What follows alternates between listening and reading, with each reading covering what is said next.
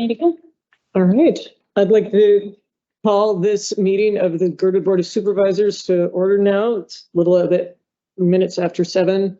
The Girdwood Board of Supervisors, its committees and subcommittees are subject to the Alaska Open Meetings Act as found in Alaska Statute 44.62.310 and Alaska Municipal Code 1.25 Public Meetings. The Girdwood Board of Supervisors operates under the Girdwood Public Meeting Standards of Conduct. At this point, we can introduce myself. I am Jennifer Wingard, co-chair of GBOS and LUC supervisor. Brianna Sullivan, co-chair and fire department supervisor. Highway, cemetery, supervisor. Amanda Sassy, the public safety, roads and utilities supervisor. Okay. And the other supervisor, Mike Edgington, is excused for tonight. So at this point, do we have any disclosures? No. All right. Move on to agenda revisions and approval. We've got the July 19th, 17th, 19th, 3rd, and 10th to cover. Jennifer, I think you just want to start with getting the agenda approved. Oh, right. Sorry. Thank you. No, you're good. I move to approve tonight's agenda, but I have one amendment to make. Second that. Okay. The amendment would be to move the NSTAR topic to business so that if we would like to act on it, we have the option to. Hi.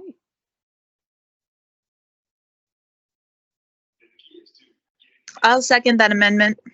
And I would like to revise from business to old business because it is timely. And we just found out about it. Right, and with comments due on the 20th. Okay, so we have an amendment. We've got second. Do we have any objections or comments about that? Because I'll do this on consent if everyone's okay with that. All right. Moving on, can we move to approve the agenda by consent unless anyone has anything else to add? All right. Now, let's talk about minutes. How about we consider approving these all at once unless anyone has anything to say about any of them? So moved for June 19th, July 3rd, and July 10th meeting minutes.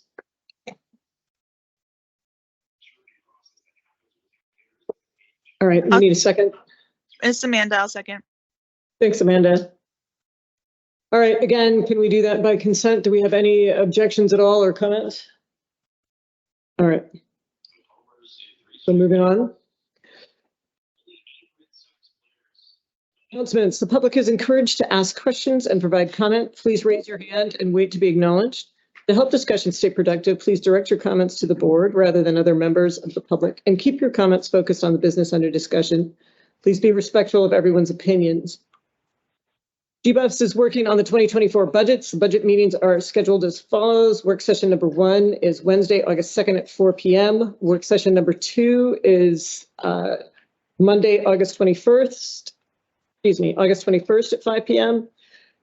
The proposed budget will be provided to the Assembly in September. GBSA nonprofit recreation grant applications will be available August 1st to September 14th. Application will be posted at the library, community center, and post office, as well as online. Moving on to introductions, presentations, and reports. We start with, I'm not sure who we have online. Do we have Kathy Giesel? It does not look like we do. I'm not certain. Is there somebody from Kathy Giesel's office that is here to speak? I don't see anyone. Okay. Moving on to Laddie Shaw. Do we have anyone from his office?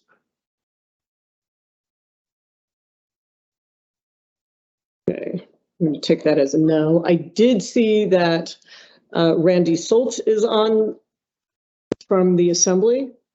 I thought I saw that. So let's start with Randy. Hey, Randy.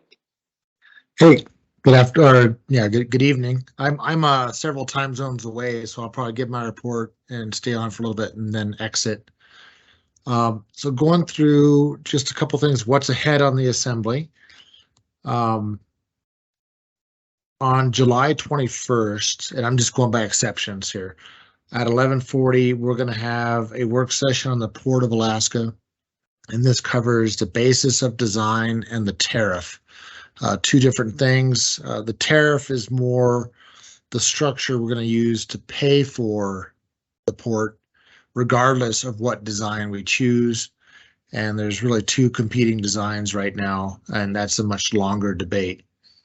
The second thing on July 21st at 12:50 p.m.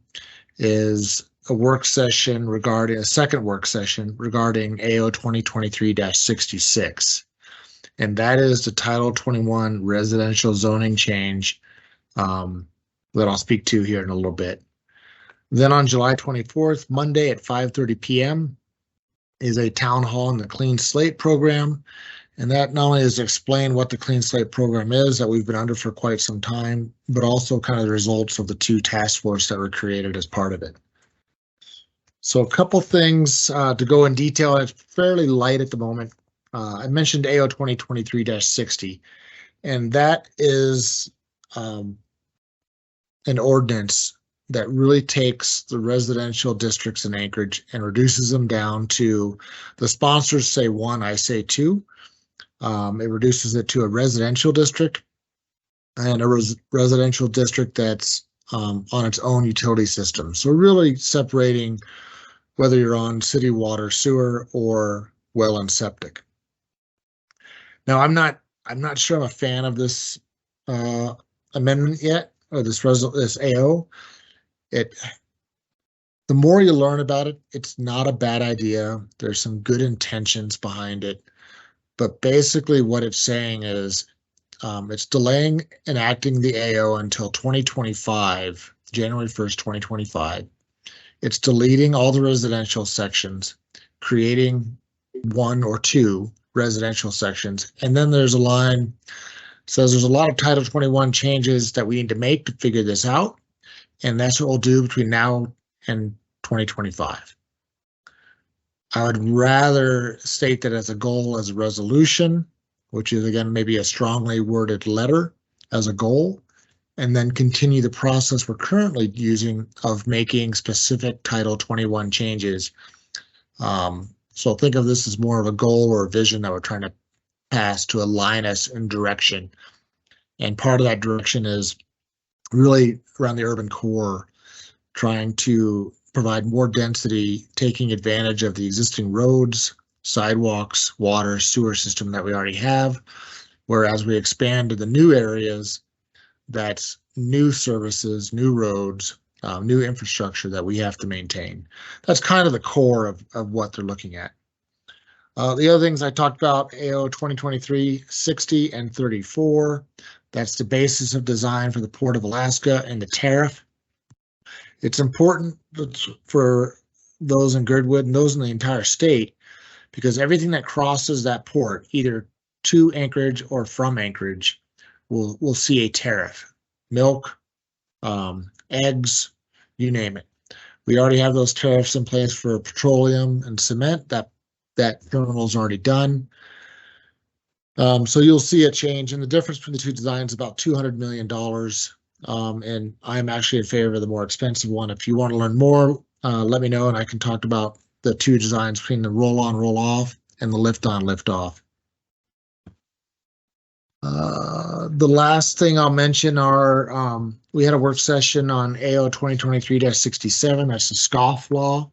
Not a lot of people know what the scoff law is about. We're trying to make it more fair and equitable, but the scoff law is basically for people that rack up moving violations, multiple tickets, and for one reason or other do not pay those tickets. So the next violation that they're pulled over and cited for, APD can impound that vehicle. So some of the challenges with this law are it could not be your vehicle.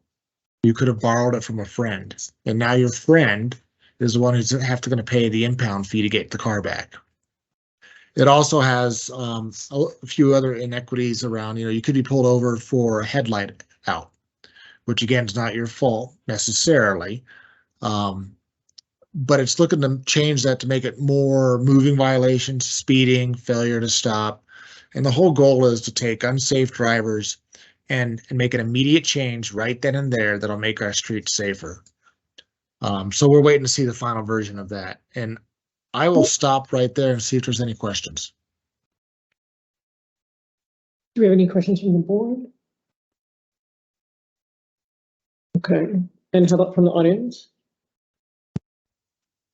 All right, it doesn't look like, I do have one quick question. Can you just Yes. repeat the day and time for the hearing on the 2023-60? Yes. I can find it here. 2023-60. Sorry. Do you mean Title 21, the Title 21 residential changes? Yes, sorry, did I say that incorrectly? Yeah, that's 6-6. Oh, 6-6, sorry. So that Mr. work Sullivan? session is July 21st, this Friday at 12:50. And we also had one on the 14th, if you want to go back and watch that session. I ask, the public can't participate, so if you do have questions that you want to ask, please send them to Zach and I, and we'll try to ask them. We really haven't seen any yet from the public. I think Rabbit Creek is putting together a list of questions that we'll try to ask. But yeah, if you have something like that, please send it to me and try to send it with enough warning that we can actually look at it before the meeting. Thanks. Okay, all right, excellent. And then just one other quick question about that. Is that currently applying to Girdwood as well? I haven't stayed on top of. At the moment, it is applying to Girdwood. Okay, thank you. And I see Thank you. Brett has a question. Oh, yes, Brett, do you have a question? Yes, thank you for that. I just was curious as well if that applied to Title 21, Chapter 9, and yes, I hear yes. But Girdwood's somewhat unique in that there's a portion of town that's served by AWU for wastewater, but is not on public water system. It's sort of a mixed. So there's a well on the lot, but that would be connected to the sewer system. So it sort of falls in between those two designations. And then the other comment was when some of those ADU changes hit Title 21, it really hit Girdwood sideways because of some of the conflicts in Chapter 9 versus the rest of the chapters of the development code. So it really hit us in a bad way. And so it probably needs some early review before implementing any broad strokes like that would be my comment. And thank you very much, Mr. Saul. Yeah, and Brett, to your point, that's one of the problems I have with this one is it doesn't make those distinctions. There's no detail behind it. It's a very broad stroke with the comment that we will figure it out between now and January 1st, 2025. And I'd rather have it figured out before I approve something like this. That is an assembly order, not a resolution. Thanks. Thank you very much. We appreciate your time. Yep. All right, one quick housekeeping. If we could ask that anyone online not have your video on unless you're actively speaking, that is helpful for us in the room. All right, moving on. Assemblymember Johnson. I don't know if I saw him on. Margaret, did you? Do we have? Zach told me he would not be able to make it tonight, and he'd follow up with Mike later in the week.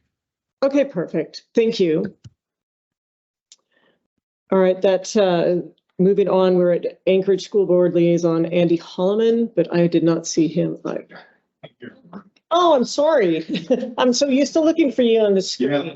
I haven't been down like we all the time. Do I need to stand in a certain spot? It helps if you come over here next and you can sit or stand next to one of the Sure. microphones. Oh, okay. Thank you for coming down. Hi. I just happened to be coming back from Whittier at about the right moment. So I don't know when the last time you actually had a visit from your school board liaison has been, but I'm going to bet it's been a while. There's not too much to report. July is a really slow month in the Anchorage School District. Most of the administrators take off, the teachers do. The one question that came up was about start times in the fall. And the only change ASD is making in August is that on Mondays, school will start an hour later.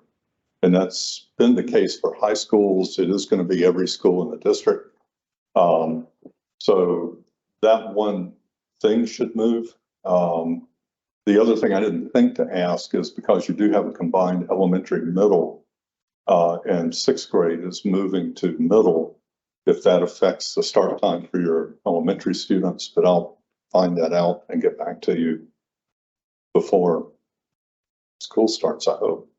Actually, your next meeting is going to be about the time school starts, but I'll make sure that your principal is aware and families are advised. But other than that, I don't have really anything to report, except due to the governor's veto, we may see significant changes in staffing. Because Girdwood is relatively small, I don't think it'll affect them a lot in terms of numbers. I would think it could impact 2 positions at most, but when you're a small school, it's very significant. But there may be no cuts to Girdwood. There might be 1 or there might be 2. But it is causing the appropriation for the coming year to be significantly below what we thought it was going to be based on our read of the Senate and a lack of objection from the governor as it was all being discussed and moving through the legislature. So that part is still being worked out by our finance office as they figure out exactly what we are getting. We know the bulk appropriation, but the actual dollars vary a little bit, so that all has to be worked out. Happy to take any questions. Thank you. Do we have any questions from the board? I was just going to thank you, Mr. Holman, for coming and answering the questions we had from Yeah. previous. And I'll try to get you a better answer soon. Yeah. That's all. Sorry, are there any questions from the room at all? Just real quickly. Yeah. Thank you. Go try to hit the ice cream shop before they close. Oh, all right. Jealous. All right. Supervisor report. Brianna, would you like to start? Sure. I don't have anything to report other than what is on the agenda revised today. And it was also, as co-chair, I'll just jump in and say, if everyone could be very brief and focus on essential information from all the reports that are numbers coming up, 3, 4, 5. I don't have anything. Thank you. Yes. Go ahead. No, there's a good summary for the Parks and Rec years. All right. How about Amanda? Thank you. We did not meet, the Public Safety Advisory Committee did not meet this last month. We do have an item that we're going to be discussing at our next meeting regarding partying at the airport DOT area during festival and large events. It was a complaint that's come up, and so just so people are aware, we will be discussing that then. Thank you. All right, for land use, most of what was discussed at land use is going to be discussed here tonight, is on our agenda in one form or another. We did have a joint GBOS and LUC meeting immediately prior to that, predominantly talking about the DOT proposal because comments were due last week. So that was the main thing that we were working on during that time. And I think that's everything. Status of proposed Girdwood developments. Is that just? Oh, Housing and Economic Committee. Sorry, of course. We have Matt, or would you like Brett? Okay, Brett, would you like to give us an update about the Housing and Economic Committee? Oh, absolutely. Thank you for that. Yeah, we did. We are meeting last Wednesday of the month now regularly, and it is posted on the website. We did have, we got through our assembly, sort of our rules of operation. We've been in a big discovery phase, and currently some work's going on to try to identify, which parcels of municipal land might be feasible from the list of HLB provided parcels. So those are being evaluated, and hope to get a prioritization of some of that, as we have now a framework to discuss some of the programs that might be beneficial to look at from policy perspective. So yeah, that process is ongoing. Open meetings noon last Wednesday of the month. I think we'll be meeting here next week as well to continue the process. So unless Matt has anything else to add. Yeah. No. All right, thank you, Brett. Are there any questions? Any questions? All right, thank you, Brett. Thank you for giving that report. Thanks. All right, yeah, keep getting ahead of myself. Proposed Girdwood developments. Is this just do we have a update on this, Margaret? Well, what I have is this is the layout that Mike was kind of proposing that we address these, because there have been so many things coming up. So this is just kind of tracking all of the various projects. I think I'm not the only one who kind of feels like it's hard to know where things are. Mike was proposing that we just keep track of this on a format similar to this, so that everybody knows where to go to get information on it in between meetings as well. But as far as content beyond that, I don't have anything for you. Okay, perfect. Well, that is useful. Yep. So thank you. All right, service provider reports. Chief Weston. She's up in the room. She's online. I've not seen her online, and I don't have a report from her, but we'll ask her for a written one, and we'll go ahead and include that in the meeting packet. Okay, and I didn't see police chief online either. No, I didn't either. I imagine that everybody has plenty going on in the aftermath, post Forest Fair. Post Forest Fair, right?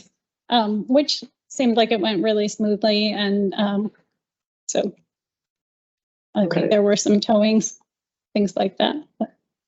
And then for Kyle and I have the report that's in the packet. I encourage folks to take a look at it. I think I can be very quick on this. Really just thank you to all of the volunteers. We're super happy to have all of the help that we have. You'll see that there's work going on in the skate park right now, and John Gallup is spearheading a new build in there. And then otherwise for the major projects, pursuing the completion of Moose Meadows Creek culvert replacement under the contract with Western. And so that, I believe, has started now. All of our budgets look in line, and everything is good. Not even any requests from Parks and Rec of GBOS. So there you go. Happy to entertain any questions if you have them. All right, do we have any questions from the board? Oh, all right, or anybody else online or in the room? Okay. Thank you, Margaret. Sure. Moving on to public comment. Persons offering public comment must state their full name and address. Public comment is limited to 3 minutes per person and must be on subjects not listed on the agenda. I want to add one guideline today. We originally had the NSTAR project listed under public comment. I think if we could save our public comments until that discussion, because that way he can answer questions. So if we can save public comments, particularly about the NSTAR, there will be time for that when it appears under old business. And then what I'd like to do is start with public comment that is not connected to the Army Corps of Engineers issue. So does anybody have any public comment that is not connected to either the NSTAR or the Tim Cabana project? Yes.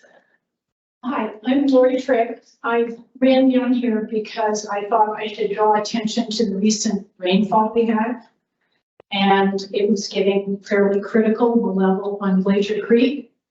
And I wanted to just add a couple notes that I was here during Typhoon Oscar in 1975. We lived down at Lake Tahoe Road, down by the end of the airport with our family there, and witnessed what happens when we get a tremendous amount of rain in a short period of time. And my point of being here is basically to draw attention to the level of Glacier Creek, which is rising. There's a large, forest growing in the middle channel. And if you stand on the bridge and look north, you'll see all this vegetation and these islands forming. And what I feel is happening is it's filling up the floodplain. And then when we get a deluge of tremendous rain, it continues to raise the level, and it's cutting into the banks over on Mount Hood and Lake Tahoe. I went down there yesterday. I took a bunch of videos and pictures, and it's very obvious that something needs to be done before it really is a problem. In my opinion, I'm not a hydrologist. Don't have all that expertise, but I do firmly believe that we need to remove debris, sediment, and gravel from areas of Glacier Creek to prevent flooding in the future. And I'd like to see that in the discussion with the GBOS and the agencies so that we have some preventive measures and we don't waste taxpayers' dollars fixing problems when they could have been done with a couple days worth of work. There was also significant erosion as everyone was walking by during the forest fair on the northeast side of the bridge. It's flagged over. That really, is a whole different issue, but I see the water level rising, and then it's going to go somewhere eventually. So, any questions? Thank you, Lori. You're welcome. Okay, so do we have any other, any other public comments not connected to projects? Oh, sorry. Yes. Good evening, Brian Burnett, PO Box 83 Girdwood. I've noticed over the years that we have seen a prevalence and an increase in the items that are presented for Girdwood to consider that raise from a just showing up to old business rather promptly, as opposed to through the traditional new business, old business, to give the community time to evaluate, comment, and then for us to provide a response to whoever is petitioning us. I realize that there is the pace of development needs to kind of increase somewhat. But a lot of these projects, are going to be with us for the next half century. So consideration of these projects is always quite important. But I think that we're getting to a point where we're letting some projects move forward without going through the new business, old business, and some projects are going straight to old business, which is not fair to the petitioners that are coming up and taking the time to put all their ducks in a row and come to us and spend 60 days doing it. And we get people coming in talking about they need something in 14 days.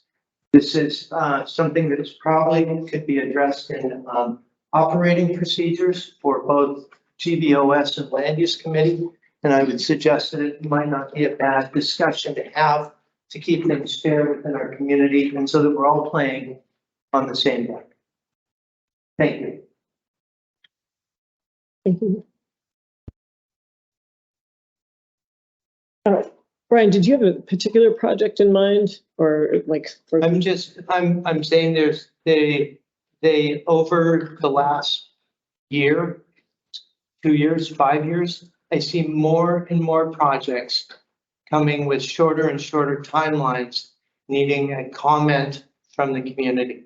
Okay, thank you. And these are all projects that are going to be here long after we're gone and that may change ownership multiple times over the course of that project's lifespan. So, and just in fairness to, like the people the businesses that are applying for alcohol permits have to be here for new business, old business. They have to jump through those hoops. Understood. Okay, thank you. Thank you, Brent. Okay, any other public comments not connected to the projects? Yes, Larry Holmes, Timberline Drive, been a resident since '86, short time. I want to mirror what he said, verbatim. It's not one critical point. It's not an issue of fairness. It's an issue of transparency. These people live in this community. They have a right to a fair period of time to become familiar, to even know that something's coming up, not to mention preparing to proceed to testify. And they walk in here and somebody says, we're going to put it on old business. Doesn't work. We need to have an agenda and we need to stick to it. And we need to make sure that when people come in here, they're going to know where they fit on that agenda. Last thing is, this is a personal thing. There may be others suffering from this. I can't see. I'm old. Could you go from size 12, Margaret, to the size 16? If, only if, not on the document that you're sending people, but only that you're going to put up here for people to see from the audience. That better for you? No.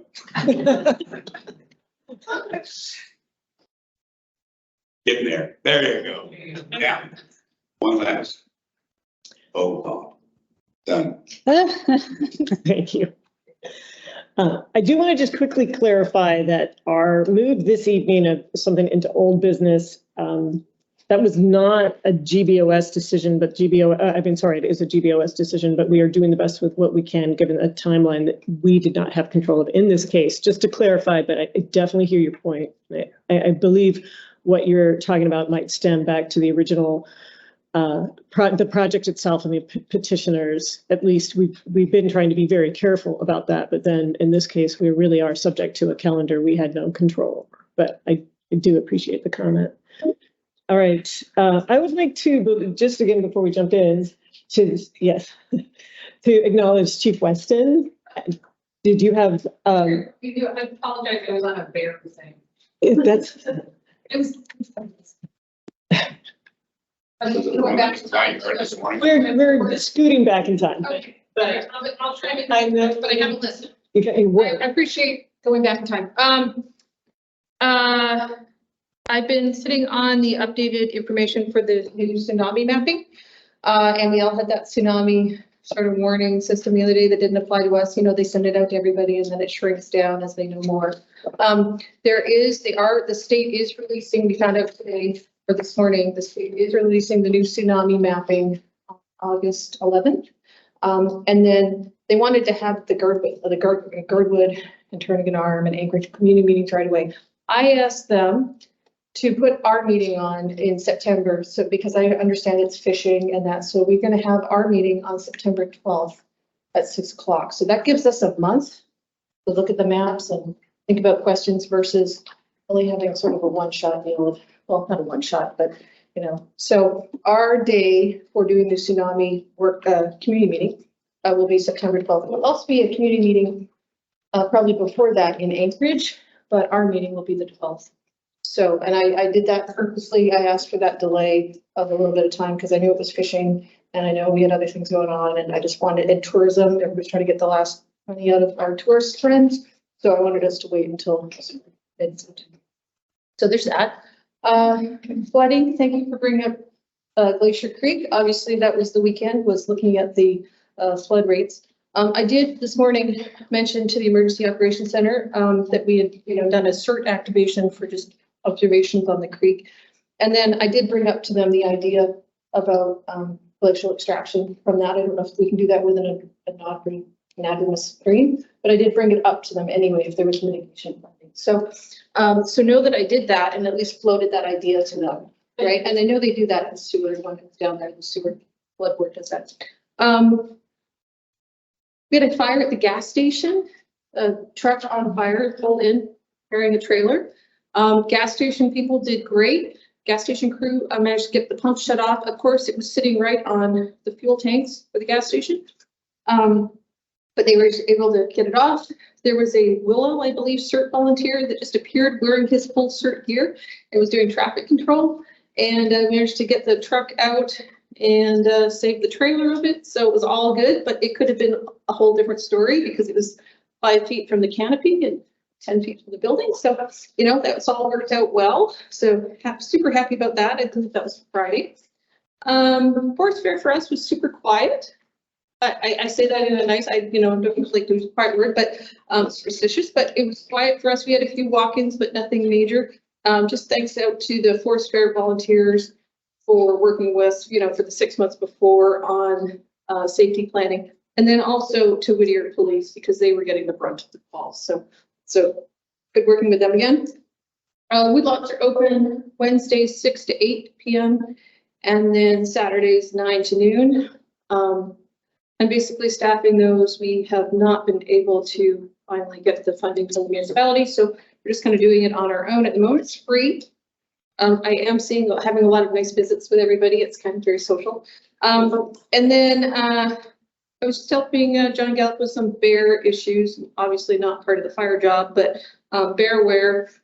They do need, if you're interested in helping with bear safety in our community, I'm sure they would love to have more volunteers right now. Just came from, we had multiple bear things going on today. I guess there were some children that sort of ran screaming from the bear in Girdwood town site, probably not the best thing to do. Just came from a pickup truck full of trash with a bear.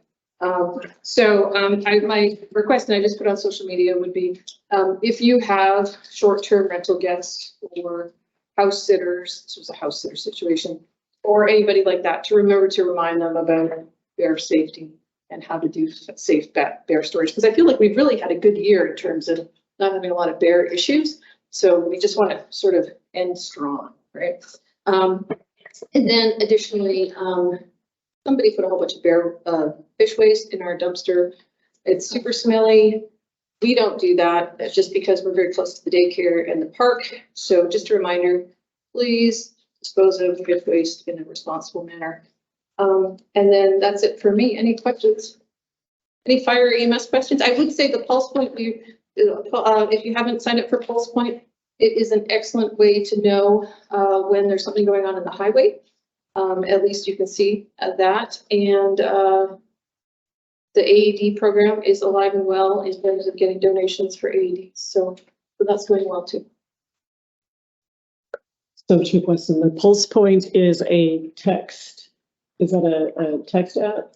It's a app you can look at and you can see, and if you want to just get in the back of me, I'll show it to you. Pulse Point Respond, I believe it is, and it will show you where calls are going on in all of Anchorage, including Girdwood, and then it will also, and active ones are red and ones that are gray are not active. But you can see if there's a response going on at the highway. I like to look at it just for the map view, because then I can see, oh, look, something is going on the highway. So it won't show, oh, we all left the highway, but APD is still there. It won't show that, but it will at least show, hey, something's going on, right? So I think that's got some value. And then if you sign up, you have an option to toggle on the CPR portion. So it could tell you, hey, CPR is in progress at the library, right? And then it'll give you, and if you're in a certain vicinity of it, they'll let you go and it'll give you the option of, hey, do you want to do CPR on somebody? And you can go over there and do hands-on CPR.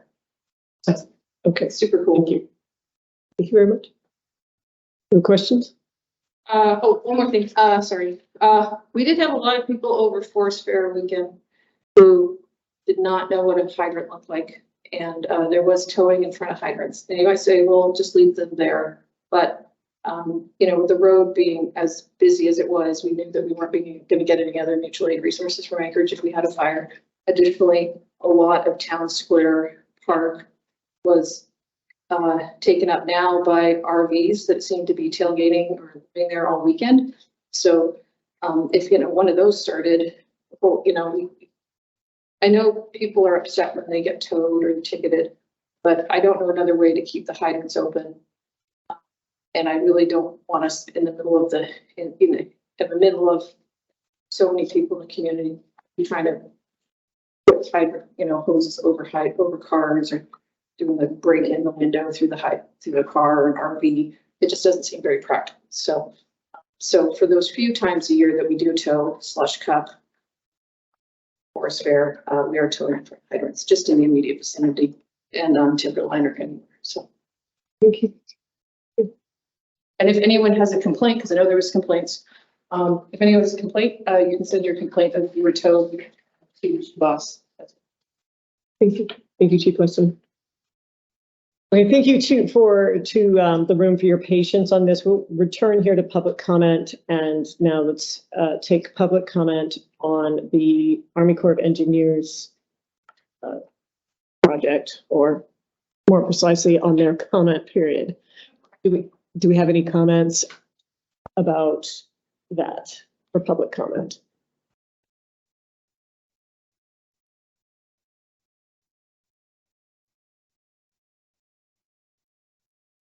Sorry, I'm scrolling to where we have some resources.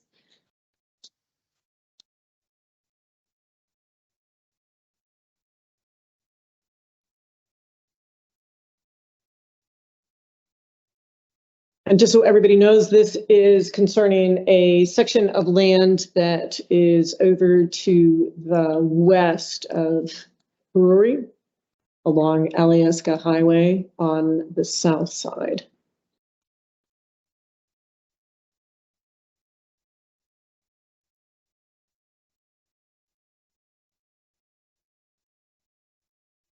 Giving it a second so that it can adjust.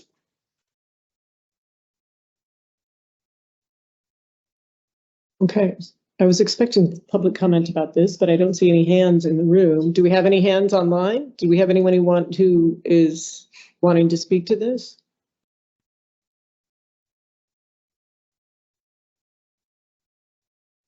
Guess not. Oh, that makes it easier.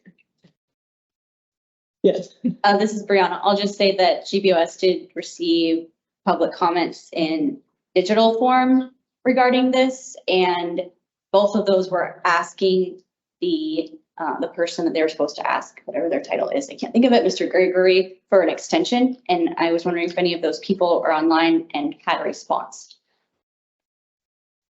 If they haven't, then we don't have any update on that. All right. For an extension. All right. Guess there's nothing more to say about that then. I'm surprised because I got a lot of feedback about that too this week, but we have, as Brianna said, some official things or some on the record comments about that, and we will move on. Okay, so old business. I believe our first item of old business now is the NSTAR project. So this is Sterling from NSTAR. You could please introduce yourself. And yeah, I'm Sterling Lopez. I'm the NSTAR. I believe we also have Zach Meehan, Andrew Frazier on the phone. So I hear some of your comments before on shorter timeframes for development projects in Girdwood. First thing I'd like to say is that if I had known to contact the GBOS, I would have done it much sooner than this. Originally, this project was conceived in April of this year, and there was a time period where we were developing funding for it. We had applied with the DNR for a land use, a use authorization for an existing section line easement, which crosses from Ruan Drive over into where eventually we will tie in this project to Virgin Creek Drive. And so my main goal with being here, I wanted to show up. I wanted to listen to your concerns as a community. I realized that August 14th is a relatively quick turnaround time for that project. It's new to you most likely, and I wanted to answer any questions that I have with that. There are a number of different permitting actions that still need to take place before this does proceed. For work within Ruan Drive, we'll need MOA utility permit. I've learned from Mike Edgington that there may be a drainage project or a bridge project along Ruin Drive that we'll need to work with MOA on. And as far as use within the section line easement that is authorized by the state of Alaska DNR, prior to this project, I'm not aware of any that actually did require a public use period, or sorry, public comment period for similar uses of some section line easements. So this is a first for me too. I realize that a 14-day period seems pretty limited. And in submitting this back in April, May timeframe, I hope that that had gotten out sooner. Unfortunately, this is where we're at now.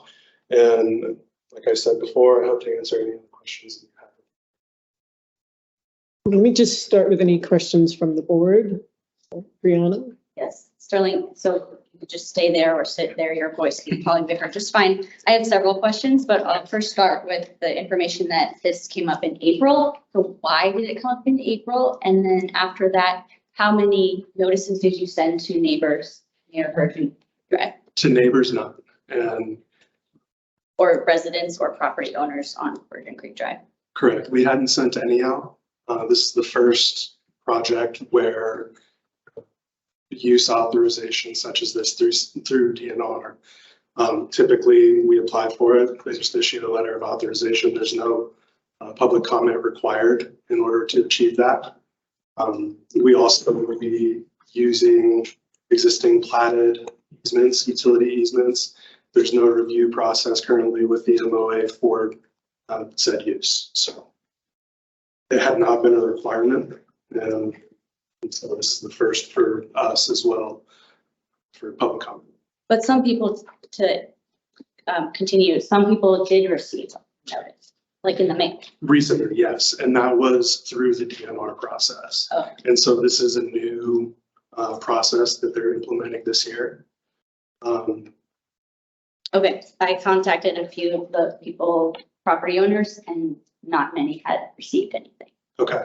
And I don't know if it was just on the drive only or sending beyond what the DNR required. I'm not sure which, so that would be a question for DNR. Do you have any other questions? Board. Yeah, I do have one. Okay, Amanda, you have a question? I have a few questions also, but probably one of Brianna's will be this. I was wondering, what is the purpose and benefit of the additional gas line, and why now? The main answer to that question is reliability. So currently, transmission system, so transmission is provided by Alaska Pipeline Company, and plus it's a sister company to NSTAR. The transmission system extends to Ruin Drive, where a regulator station is located, and draws down high pressure transmission gas into distribution pressure. That one feed serves all of Girdwood through the Alyeska Highway. It's the sole feed for the entire Girdwood system.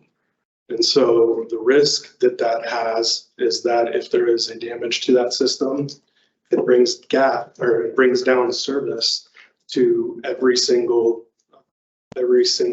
user of natural gas down the system. And so the main goal of this project is to reinforce that with what we call a two-way feed. It will add a feed on the backside of the system so that if there is a damage to occur, service won't be lost to other users. Does that answer your question? Yes, thank you. I see it's on the screen too. I didn't realize that before. So thank you for just repeating it. No worries. And did you have more questions, Brianna? Go ahead. Yeah, I mean, I have one, you might ask it. So this doesn't involve any wetlands? There are wetlands adjacent to the area near Glacier Creek. As a part of our install, we're required to be a certain amount of footage offset. I think it's 200 feet either side of the embankment of Glacier Creek. And so essentially we will bore underneath wetlands, so there's no surface disturbance to.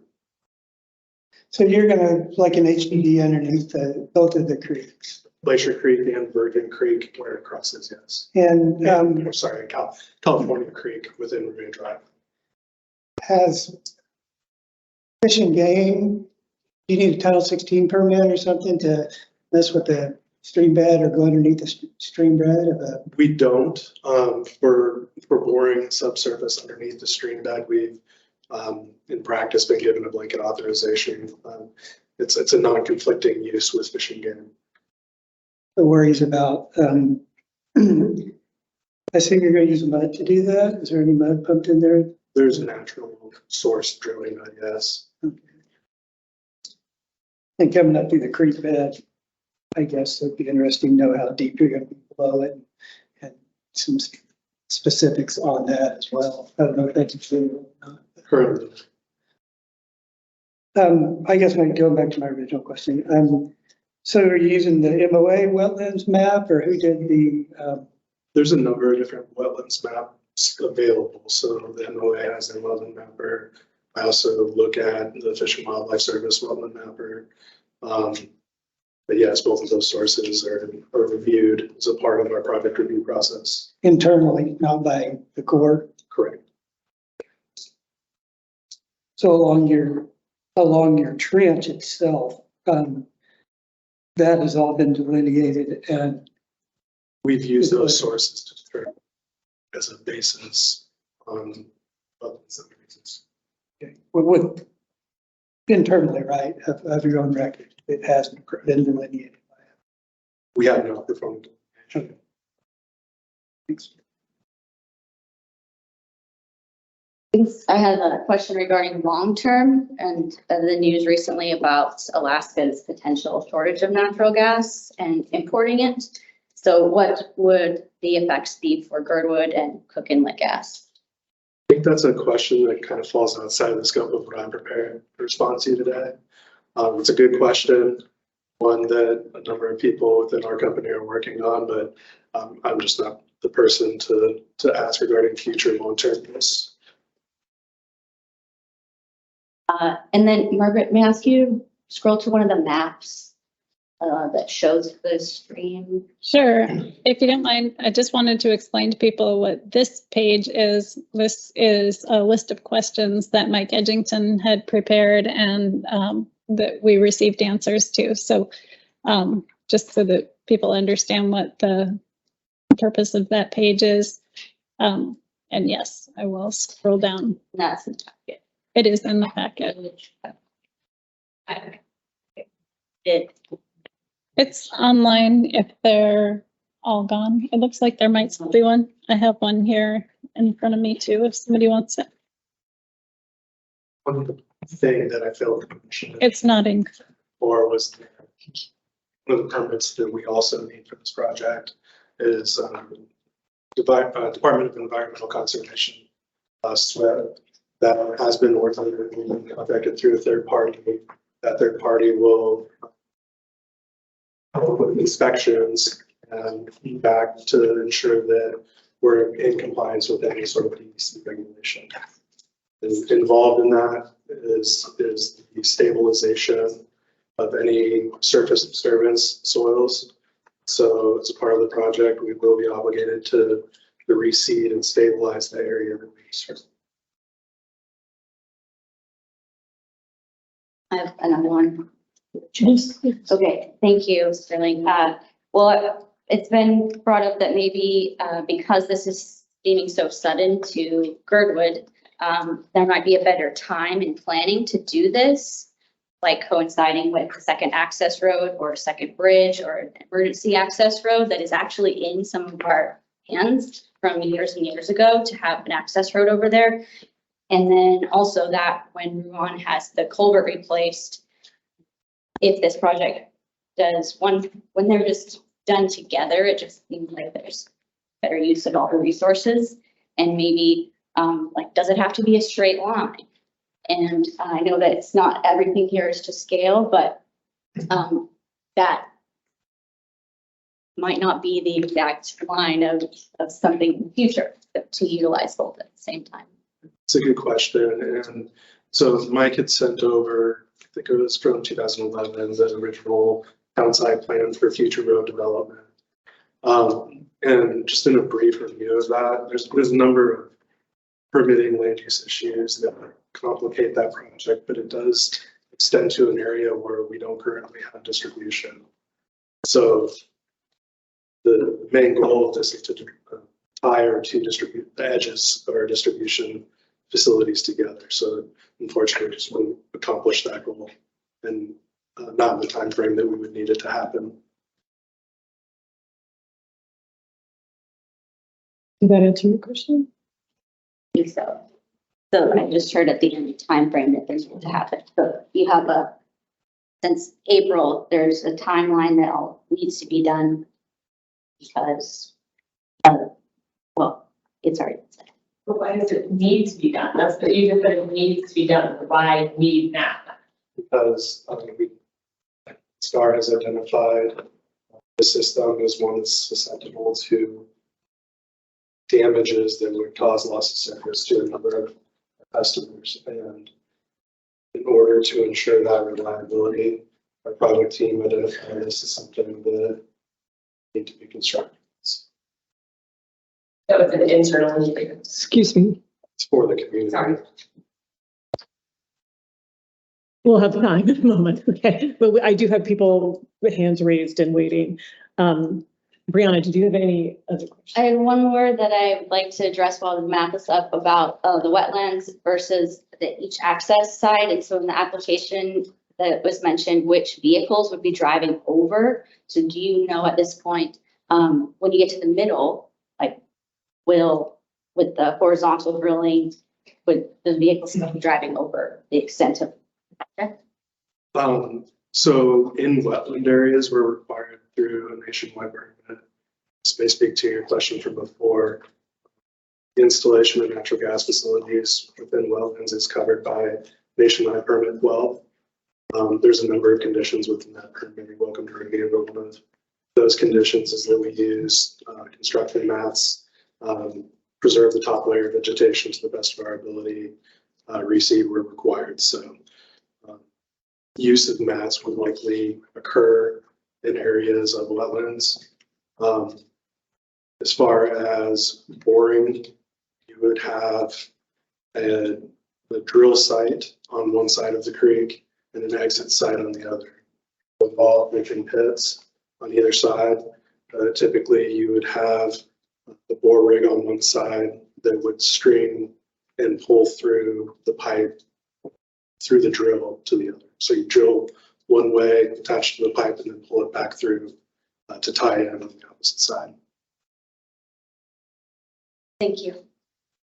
So I have a quick question about, I believe you said that DNR, this is a new process for DNR. They haven't normally had a public comment period. Is that correct? For use of section line easements specifically, Okay. section line easements have been utilized for transportation infrastructure. Prior to this, it was just a submittal of a notification to DNR, and then they would issue a letter of authorization that would then permit that project to proceed. So maybe you wouldn't know the answer to this question, but I'm just curious in what way DNR is planning on utilizing the public comments. Like, are the public comments going to make any difference in short? Do you know, or is this more like making sure the community, is this more, by the way, this is what's happening kind of notice? That would be a better question for DNR. I think in their public notice, they do have some guidelines for that. Typically, like I said, better to ask DNR on this, but typically they look for conflicting uses. So if there was some sort of competing project or future use that would conflict with STAR's use of that existing section lines, that's what they would review. But DNR would be a better source for that answer. Okay. And one other question, I believe I heard you say that there is be an effort to preserve the native vegetation as much as possible. Can you say who, and also you've got a number of wetland requirements, right, that you have to meet. Can you tell me who is it DNR that's responsible for making sure you guys adhere to that, or is there another? Ultimately, that's just the Corps of Engineers. Okay, Army Corps of Engineers. Correct. Right. Okay. Okay. Maybe after, Do you want to let some people go? yeah. Let's do. Okay, let me take a comment or two from the room. Chief Weston, is this about this subject? Yep. Okay. Okay, I have a few, but I asked a few questions. Yes. Michelle, could you come forward? Sure. There's a microphone right here too. I just want to make sure that people online can hear us. Okay, so obviously, we had NSTAR come to the fire department and also to start this year in spring. I found out about this on Girdwood social media, right, a couple days ago. So that's probably not the best way for the fire department to find out these things are coming. That's just my personal opinion. It's a section line easement, so are other utilities, could they also use that easement? Probably yes. What is the end state of the easement? Is it going to be a road or a trail, or what is the end state? What does it look like in its end state? I can't speak to other uses or other projects. After NSTAR is complete with its work, we'll comply with any of our permit obligations to restore it to the condition that we're required to by the permit.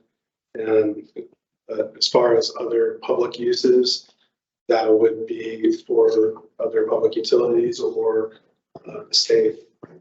So is there an expectation that to monitor the gas line, you would need to be able to drive on it with an ATV, or is it just in a revegetated state? What is the end state look like? Obviously under the creek, it's still a creek, but in the area that you purchased all that timber, what does that look like end state wise? Big 20-foot swath of forest. Yes, the 20-foot clearing will occur and revegetated, complies with the permit. As far as access to the site, we do need through PHMSA to conduct, I think currently it's every 4 years, we need to conduct leak survey. That is sometimes a mixture of pedestrian access or ATV access. I don't know which we would do for this project. Right, so that's what I was wondering, where, like, what the end state looks like. So is there, I've got a couple more questions. So obviously it's a bit of a logging operation for some of it, right? So who's doing that, and where is it, what happens to that timber that's removed? Zach may be a better person to ask. He's on the phone. I'm Yeah, not sure. I'm here. Yeah, so Greatland Tree Service will do the clearing for us. We'll probably clear a 15-foot wide swath through there, maybe up to 20. We'll minimize it as we can, and we'll mulch and chip it on site and lay that on the ground for the time being. Just preserve the ground as much as we can. We'll reseed, per the permit. And likely, kind of going back on your first question there, when we leak survey that every 4 years, we'll, most likely be on foot. Possibly, depending on how firm the ground is, but I got a feeling it's going to be on foot, or possibly in the winter once it's firmed up some on snow machine. But it's a short enough distance, it's likely going to be on foot. So it would end state would look something like the distribution line that runs parallel to Alyeska Highway. Similar to. Yeah, similar to, not as, yeah. Usually what happens here is we clear it, we reseed it, and then things start growing like alders and stuff like that, and that kind of just is what it is. But whether people start using it as a trail or not, I don't know, but yeah. And then one final question, will there be like a step down vault or facility or whatever at Virgin Creek, where you have to step it down from, or step down anywhere? Does it have a step? Separate, my understanding, Yeah. and no, not included in this project. So there won't be any other thing at Virgin Creek other than just tie into the existing gas line. Correct. Yeah, everything will be underground. Okay, thank you.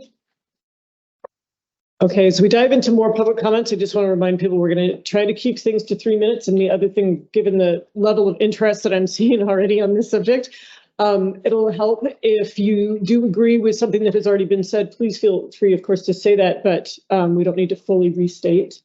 So we're going to try to keep our comments to things that have not been stated before. And I'm going to take one more comment from the room and then take some online. So, Brennan. Yeah, sure. Sorry, can you come forward so everybody can hear you? That would be great. And state your name. Yeah, sure. Yeah, I prepared some comments with questions in it. My name is Brendan Raymond Jacobian. I live at 164 Virgin Creek Road. This proposal would not only run the public open space lands directly in front of my house, but also through an easement on my property. I'm 100% opposed to this for a lot of reasons.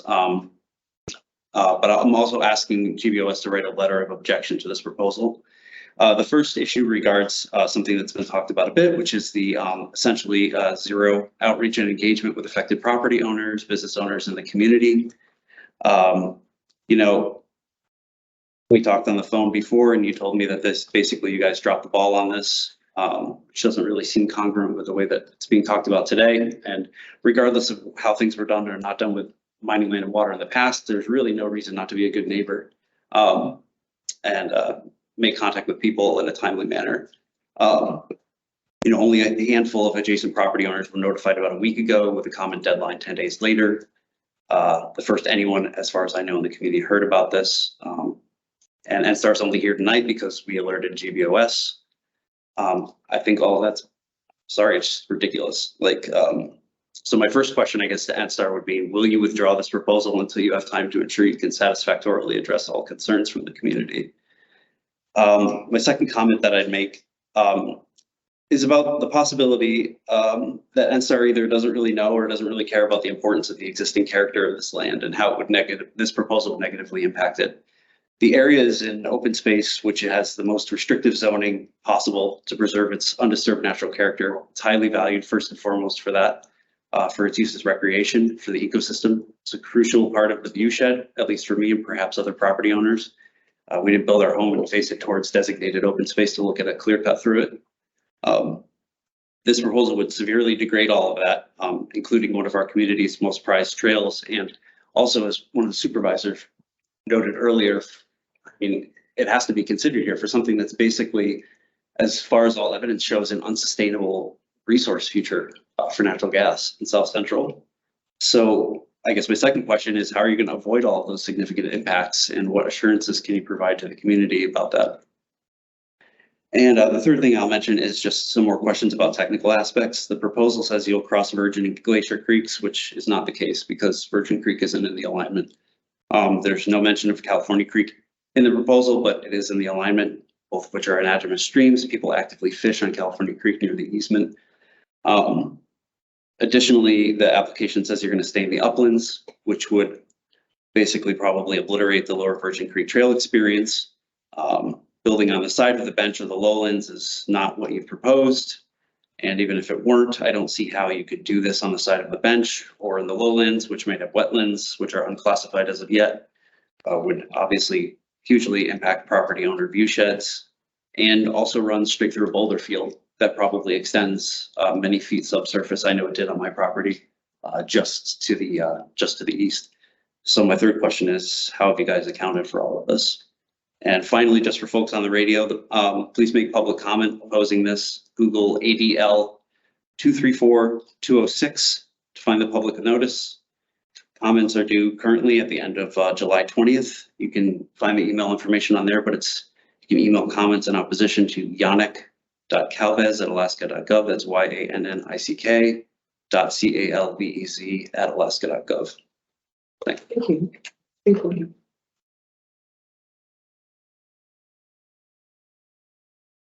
Okay, I'm gonna. Do you have any response? you have any responses? Yes, and do you mind listing your questions off one by one? I know there's more. Sure. And to the best of my ability, I'd like to answer those.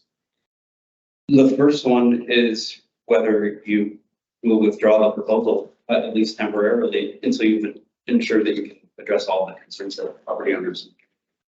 So we're going to follow the process that you follow in order to achieve the permits. As a part of that, we're following the public comment process provided by DNR. And we do have the permits in hand. Project will be constructed. So I'll take the no.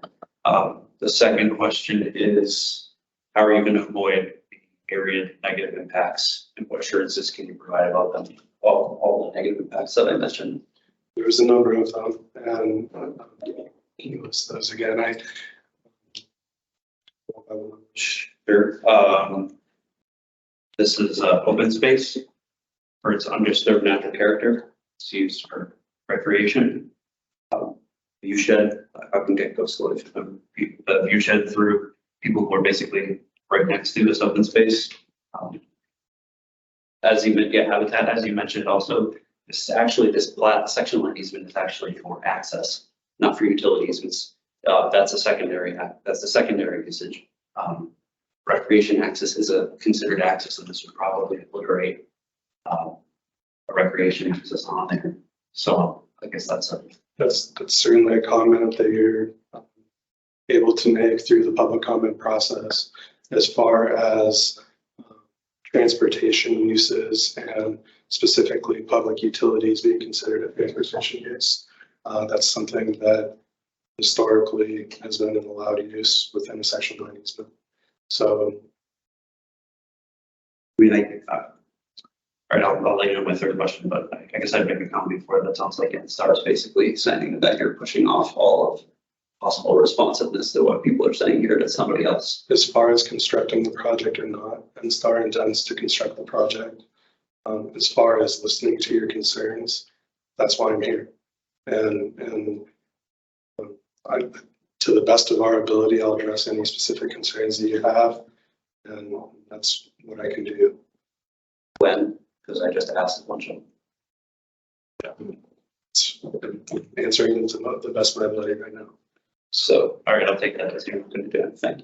And I guess the third question is, how have you accounted for all those technical issues, like the fact that this, if you run it on top of the bench, you're going to destroy a trail. You can't run on the side of the bench. You can't run it on the bottom of the bench unless you're going to go through a boulder field. We're going to address that. I mean, the only people I've seen out there have been surveyors. Right. I mean, has there been any technical analysis that's at all like on ground? On ground, yes, we have done an initial site investigation. There's another issue that you bring up. It's a very good question. As far as constructability, Zach will be better able to answer that question, but typically the way our permits work is that we're only able to construct in the alignment that we apply for. And so if there is any future change to that alignment for whatever reason, whether it be to non-constructability, conflicting use, whatever that is, we would need to reapply through the permitting process. And as far, I think you asked another question about California Creek, right? And the reason that's not included in this specific application is because this is just for use of the section line easement. California Creek is west of the section line easement within the MOA right of way. And so it would be a part of that permitting process. Okay, if I may, I'd like to move on to some other commenters. I want to take two of the people online. I'm going to start with Mitch. Thank you. You've been very patient, and I believe your hand's been up for a while. Thank you. Can you hear me okay? Yes. Yes, thank you. Mitch Roth. I live at 139 Stowe Drive. And well, I have a question first of all, but then I would also like to make some comments. So should I try to do that all in one interaction, or will it be a comment period separately later? I think if you made your comments first and followed up with the questions, will that work? But I need information from the questions. Okay, because let's start with the questions. Okay. Let's start with the questions. It's kind of like, this train is already leaving the station and I'm running down the platform trying to get on it to figure out where we're going. So yes, the question is, normally in the case of public utilities construction, that involves the taking of public land for a public utility purpose, there would be some kind of review process that considers various alternatives to meet the purpose of the project. And I haven't heard anything like that in this project.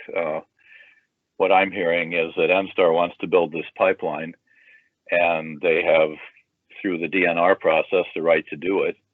And so my question is really, what kind of process, was there any sort of permitting process or regulatory process which addressed the need for this pipeline and considered various other alternatives, including no pipeline, as well as perhaps rerouting if there's some actual need for the pipeline?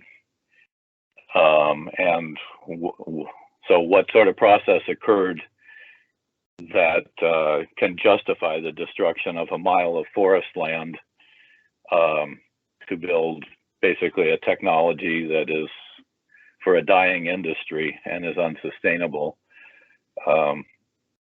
So that's what I'd like to hear. I'm used to working with electric utilities where they have to demonstrate the need for the project, and then you make a determination of what's in the best public interest. And if it involves the destruction of natural habitat because it's important enough that we need to do it, that's the way it is. But haven't heard anything like that here. I've just heard that DNR will allow this because it's an allowed usage, and so that's my question.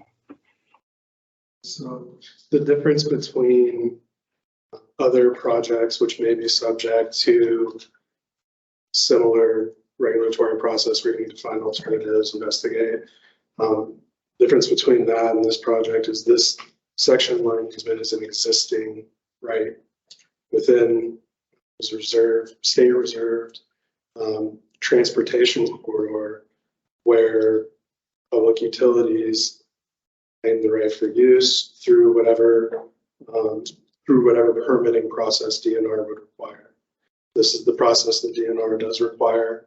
As far as investigating alternatives, there are no economic alternatives that could be constructed that would result in the project's success.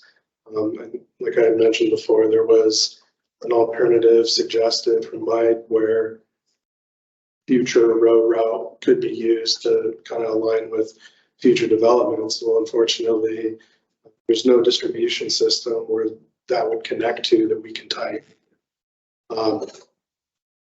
This is the best alternative that we could find, and any other alternative would actually impact more than a mile of forest that you mentioned. It is the route where there are existing rights available for NSTAR to use. Okay, thank you. Do you have a quick follow-up on that, Mitch, or can I move on to the next? Yeah, thank you. Okay, so the follow-up is really the bigger picture of the front page article in last Sunday's, not yesterday, but the week before, was the headline, Railbelt Utilities Weigh Options Ahead of Cook Inlet Natural Gas Shortage. And it was a very good, probably everybody here is aware of this, and particularly if you've lived here since 2010, you're aware of that this is not a new issue. It was a very good summary of who uses the gas, who needs the gas, but it also contained a number of basically falsehoods, which the natural gas industry continues to promote. And the one that's relevant here is that later on in the article, it said that NSTAR has no easy alternative to replace LNG for home heating. Well, this is completely false, because using natural gas for home heating is about the least efficient way that you can do home heating. And it's a big waste of natural gas. And the reason it's false is because technology such as heat pumps provide heat much more efficiently than burning natural gas. And so, but this has been the prevailing idea that we've got a crisis with natural gas shortage. We have to find more natural gas. We can only import it. Instead, we should be planning for conserving the natural gas we have, extending it as long as we can, and moving away from natural gas entirely.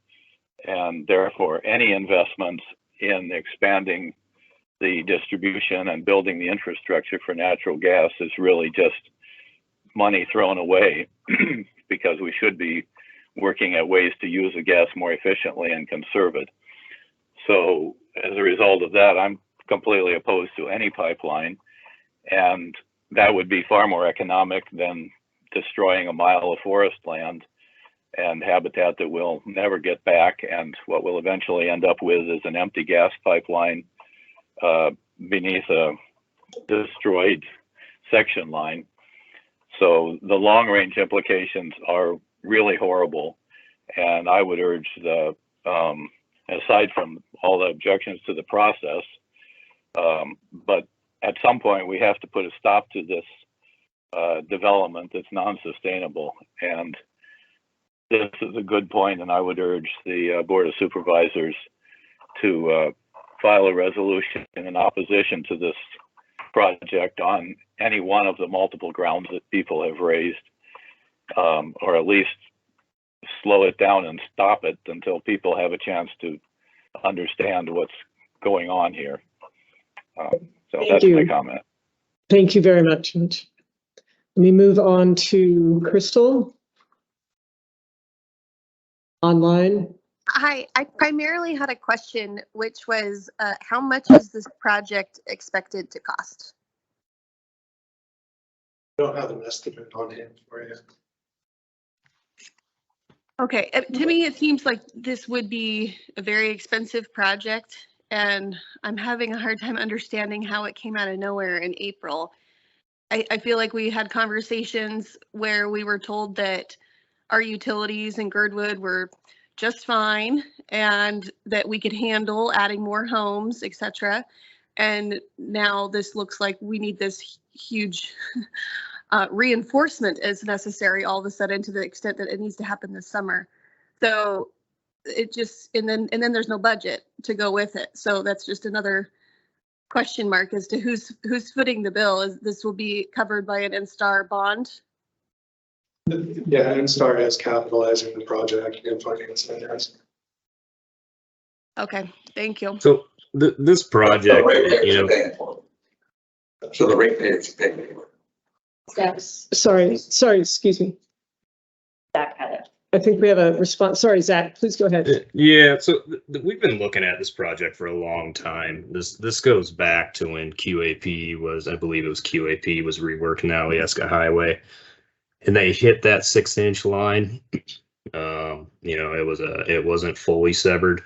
It was partially severed, and I believe at that time we lost a handful of customers and the hotel at the end of the way. So you know, with expansion down the line and increased load on the system, you get to a point where even if you get a partially severed line or you get a fully severed line, you're talking days and days and days of relights that our service folks would have to come out and do. And if it happens when it's cold out, for whatever reason, then you're talking about houses freezing up before we can even get to them, you know, repair it and relight everyone. So we've been eyeing the project for a while.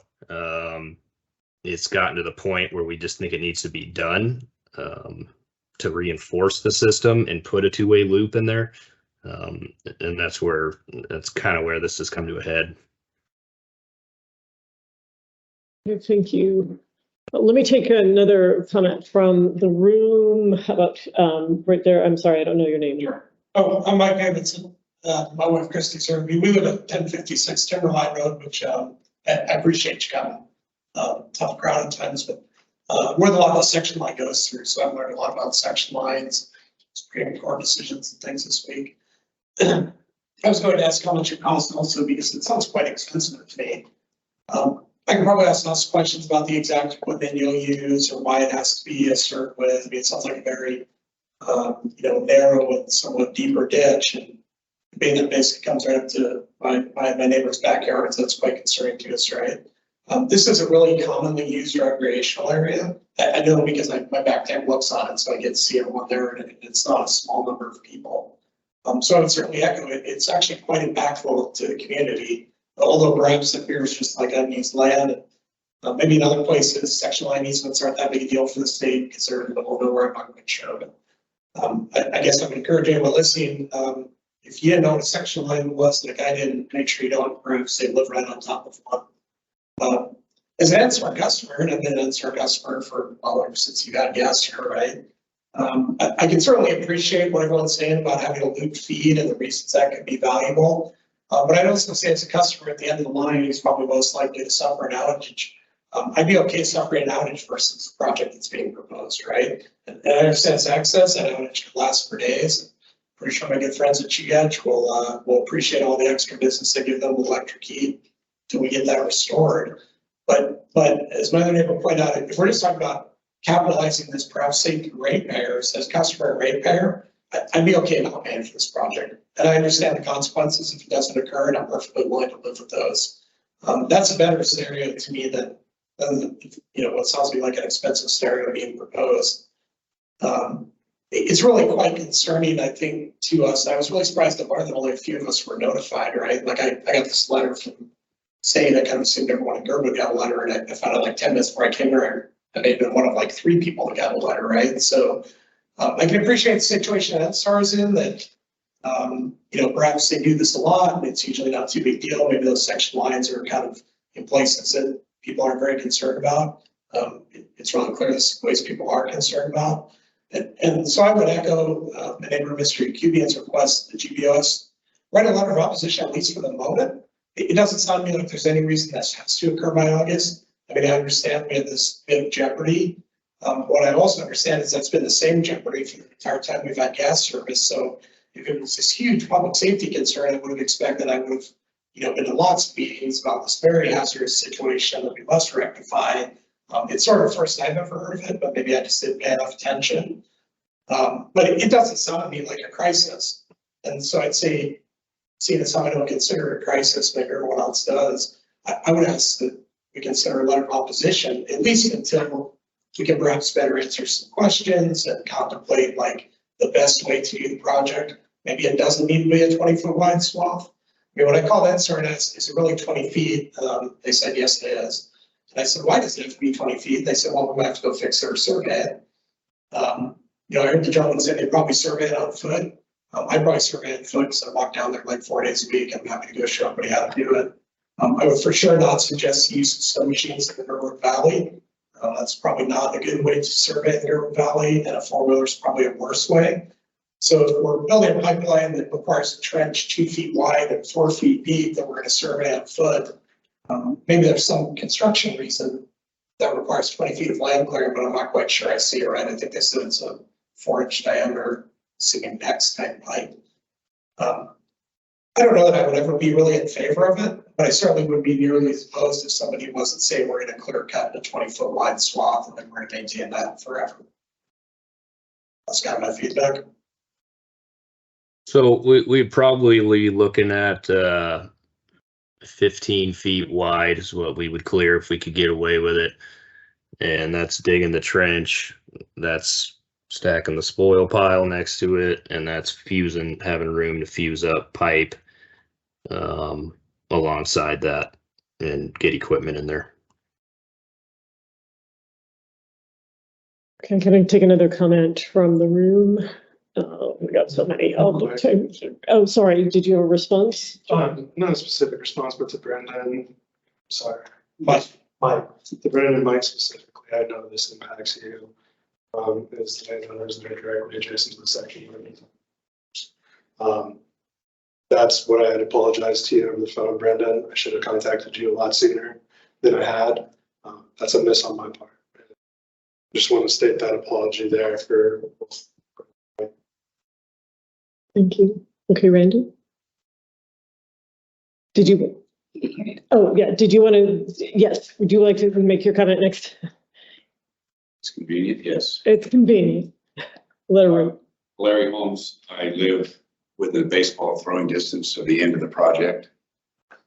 The first I heard of it was this morning. Somebody knocked on my door and gave my wife some paperwork. My comments are this. A, I was the first Trails Committee chairman in Girdwood, before many of you were here. And we had a very difficult time putting together uses for all the different people that wanted to use Girdwood wilderness resources. It was very difficult. One of the trails we put in for non-motorized use was Virgin Creek Trail. It runs squarely down that bench, right down from the end of the project at Rowing Drive all the way, from the end of the project at Virgin Creek to Rowing Drive. It's a designated trail. The second thing is, there's no way that you're going to, I ran the water utility for 16 years and I worked with it for almost 27. I was involved in a lot of construction projects on rights of way and in the road and off the road, et cetera. You're not going to put that kind of a project in a ditch without cutting 30-foot swath. I don't care what you say. I've seen construction. I know what construction equipment does in a right of way when they're working. It's going to tear the hell out of everything. That is an area where you have a significant number of trees that are hundreds of years old, primary growth trees. I am not a greenie. I'm not an environmentalist. I'm not an NIMBY. I've lived here since '86. I recognize communities have growth. They have needs that need to be met. But there's processes in place and the public should be involved, and they weren't in this. The application by Instar was on the 4th of May. The public comment packet went out on, I believe, July the 6th. And the deadline is on the 20th of July. I'm trying to restrain my potty mouth here. That's not acceptable. It's not what the public in Girdwood deserves. They need the right to have public notice and have the time to think about it and work at it. Not in the middle of fishing season, not in the middle of vacation with a 14-day comment period. Now, I spent an hour, just shy of an hour, talking to DNR, Land, Mining and Water section today. The first words out of that individual's mouth: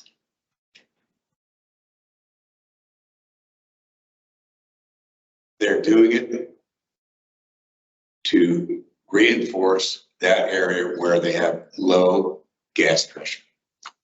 The second was for future development. Okay, have we heard the word phrase future development here today, folks? We haven't, but I've been here a long time. I've been involved in so many of those different projects. And the worst problem that we had with those projects was lack of transparency, which when we found out later, a lot of the stuff they were saying just wasn't accurate.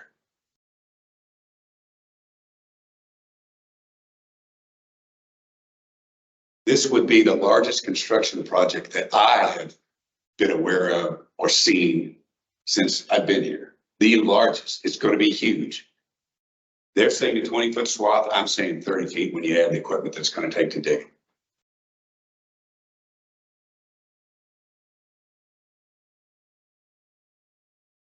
If there's no comment, I was told today, if there's no comment by the public to DNR by 5 p.m. on July 20th, there will be the people that might want to comment in the future will not be allowed to. They will not be allowed to be part of the appeals process. So if you want to be involved in this process, and you want to comment further, you absolutely must apply your comment by the 5th, by 5 p.m. on July 20th. And I was told that by Division of Land, Water, Mining and Water today. I asked if there was any discussion with other utilities about installing water, sewer, electrical, telephone, cable, etc. The individual wasn't aware of that. I asked him, is there any discussion about access roads? Well, I don't know anything about that. I said, well, I just asked you a question. Did you have any discussion about access roads? Only as it regards the future and potential development. So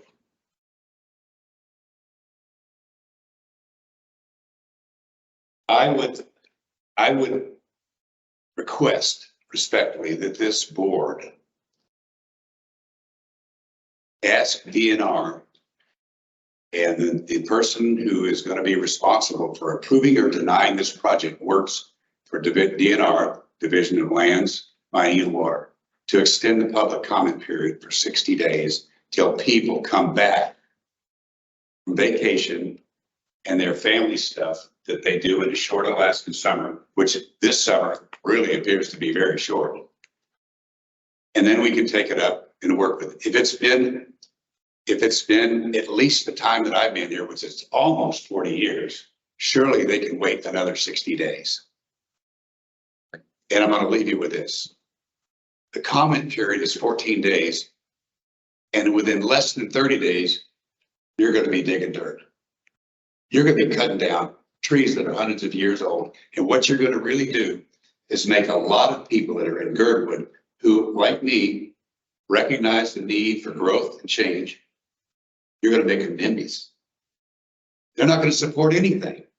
We've seen it a lot over the years. That's not what we want to do. We want to work together for these projects and make it work for everybody. If we need a gas line, Lou, it'll happen.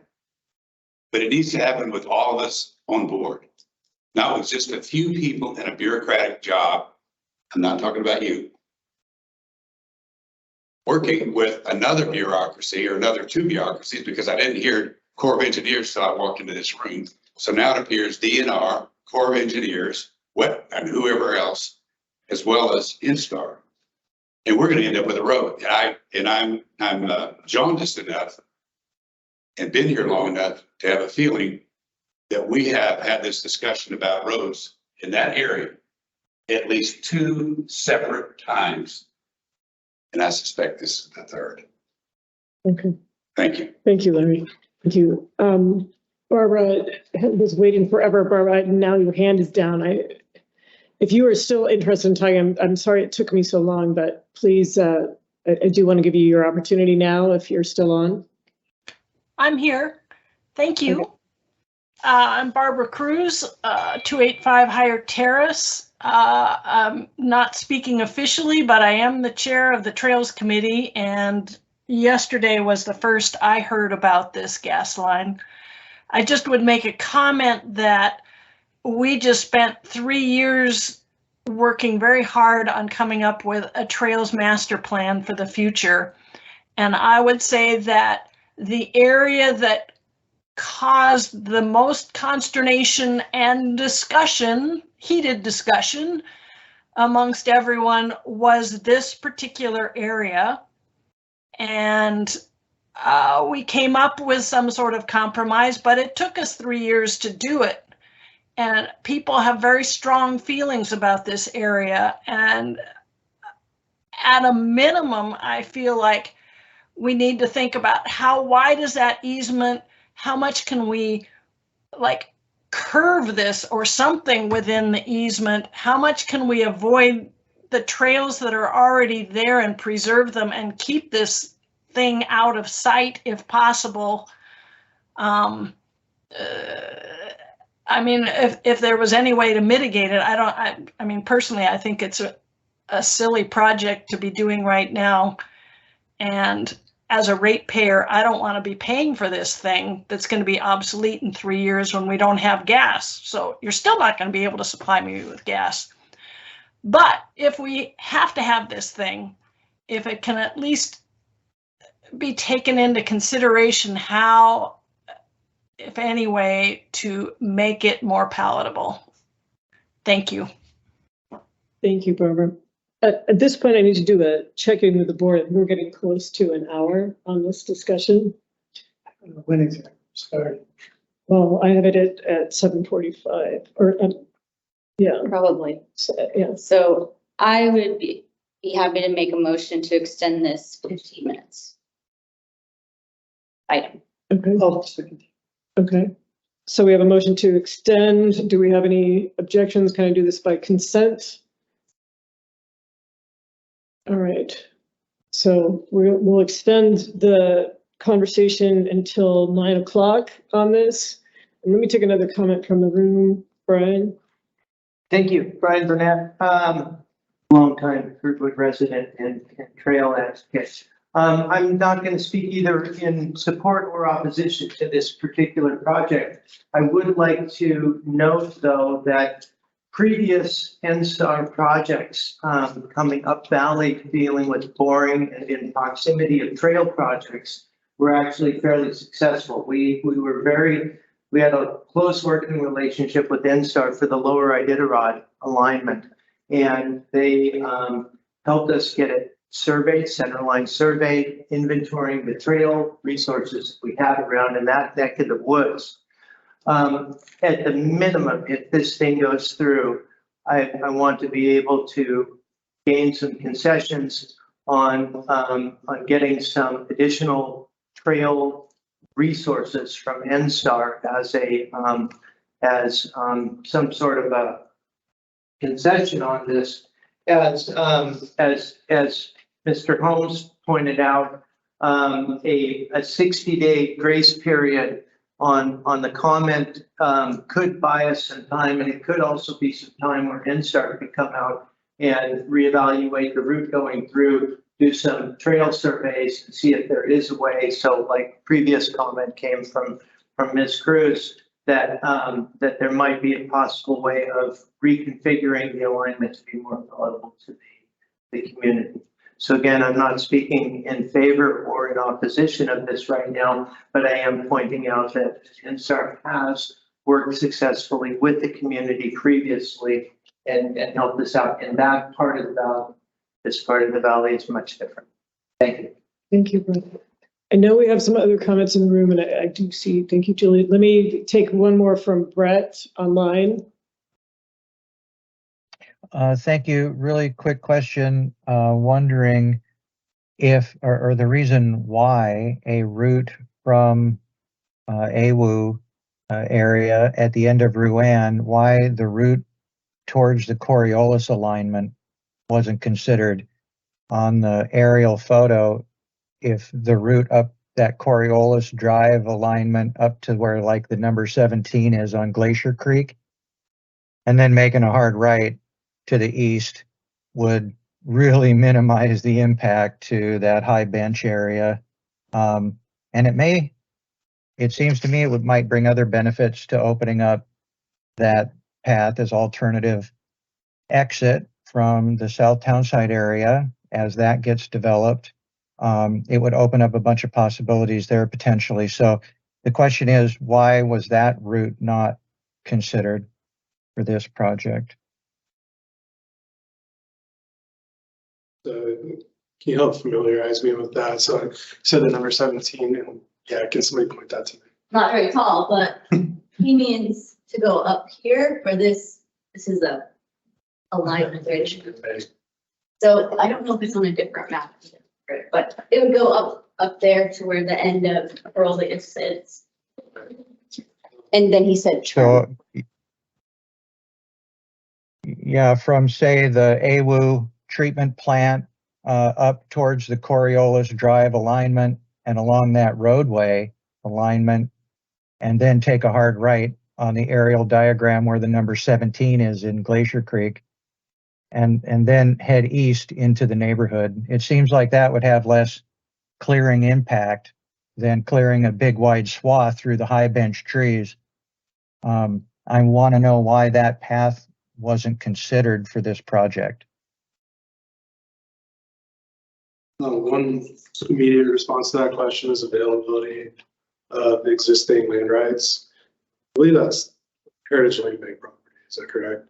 And so the idea did come up in discussion as far as being able to construct that project. All I can do right now is take that comment back to our folks and get a better response for you as to why that may not be the preferred option. So I can follow up with you on that. That'd be great. That'd be great. Is that good? Brett, did you have any? Oh, sorry. Yeah, just to jump in on that real quick. So part of the problem with that alignment is coming out of the regulator station, we would, the alignment now comes out of the reg station, splits off where the existing 6-inch trunk line runs. If we come off the existing trunk line and cross up further to the north, we still have the bottleneck of coming off just the existing single way feed trunk line. So we would still get some benefit of a 2-way feed there,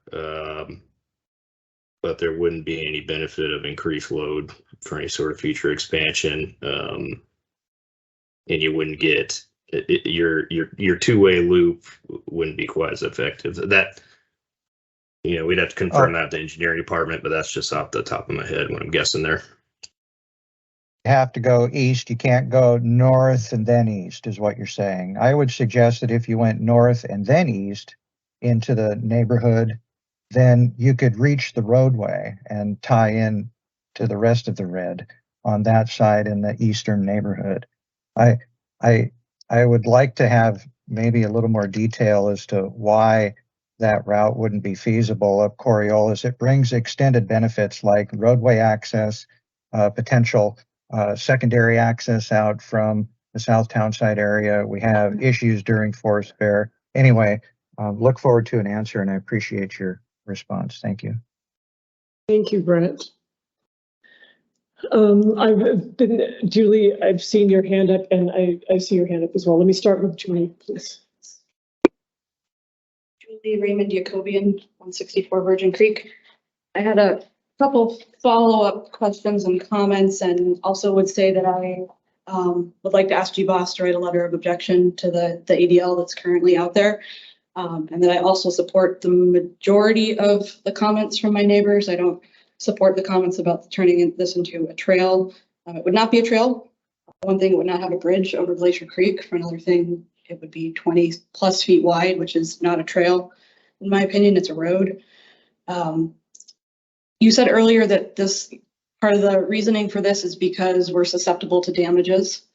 And you gave that one example of a contractor apparently not doing their due diligence and hitting a line. What other damages are we susceptible to at this point in time? We've gotten a couple different rationales for this proposal to counteract pressure loss in winter, which no one that we've talked to has experienced that. To support increased Girdwood development. Still wondering where you guys have heard that from.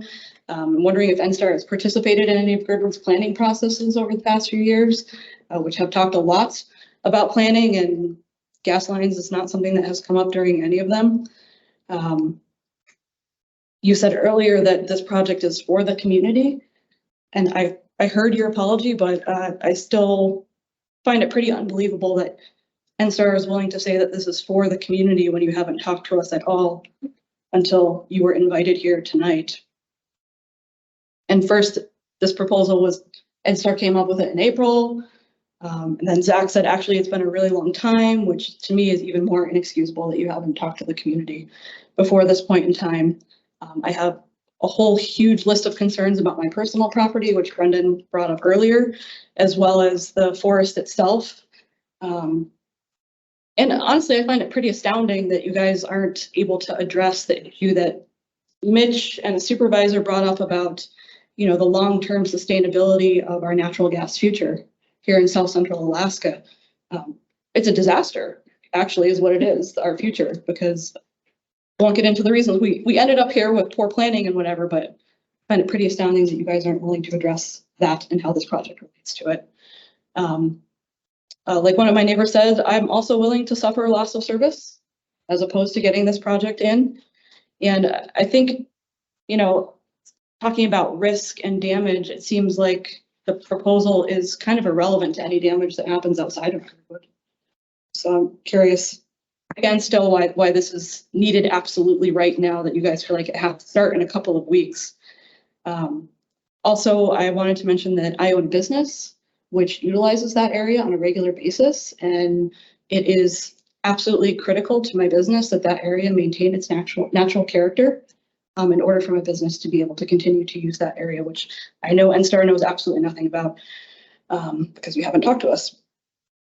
In terms of the actual siting, again, just to return to that quickly, you guys have said that you've looked at other options that are not economical. I'd still really like to know what those other options were, especially because the municipality, when we were speaking with them, said that you guys had a whole other plan that was ready to go, and then actually accidentally came across the section line and were like, oh, this is better. So I don't think we're getting the full story here on all of that. To that. Yeah. I do have a design drawing for that initial plan that follows this route to the extent of, if you follow the creek crossing from Ruin Drive, and then it would have followed it almost in the same exact alignment over through Heritage Land Bakelands. So the same general plan was the first one submitted. And then in doing our due diligence for right of way, that's when section line easement was discovered. I need to see things on paper. It's hard for me to understand them described that way. And I really feel like you guys are using kind of catastrophic language here to kind of make the community fear what might happen if we don't do this thing, which, as Larry pointed out, has not been necessary or had any catastrophes for the last 40 years. So again, I'm 100% opposed to this project, and I hope GBOS will take action tonight to write a letter of objection to the state of Alaska. Thank you, Julia. And would be happy to hear answers to any of those. We are now in a pretty limited window, and I'm going to try to get in 2 more people here. So I've got Mary Jo in the room. I will try, but I've got Mary Jo in the room and Shelley Routen all the way already. Then we'll see who else we can fit in. So Mary Jo.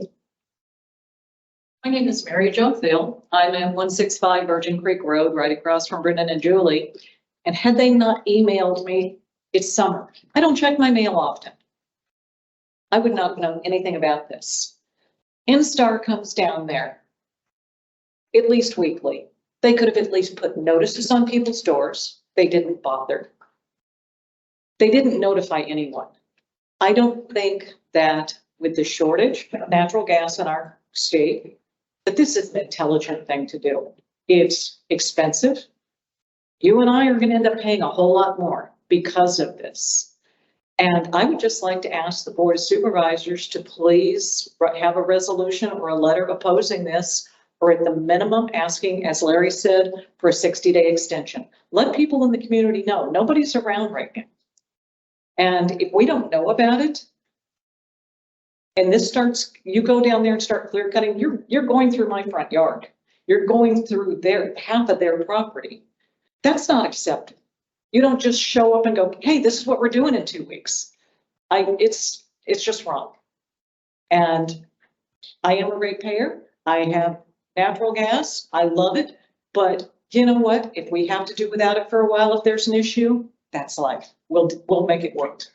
But this is not acceptable. And giving us a 3-day notice, actually, that this has to be noticed. We have to write something by the 20th. We can't do that. That's just wrong. So I would appreciate the board opposing this. Thank you. Really quick. Okay. We have a beautiful scenic waterfall at the end of the road that I live on. It just where the end of the road you guys live on, Virgin Creek Falls.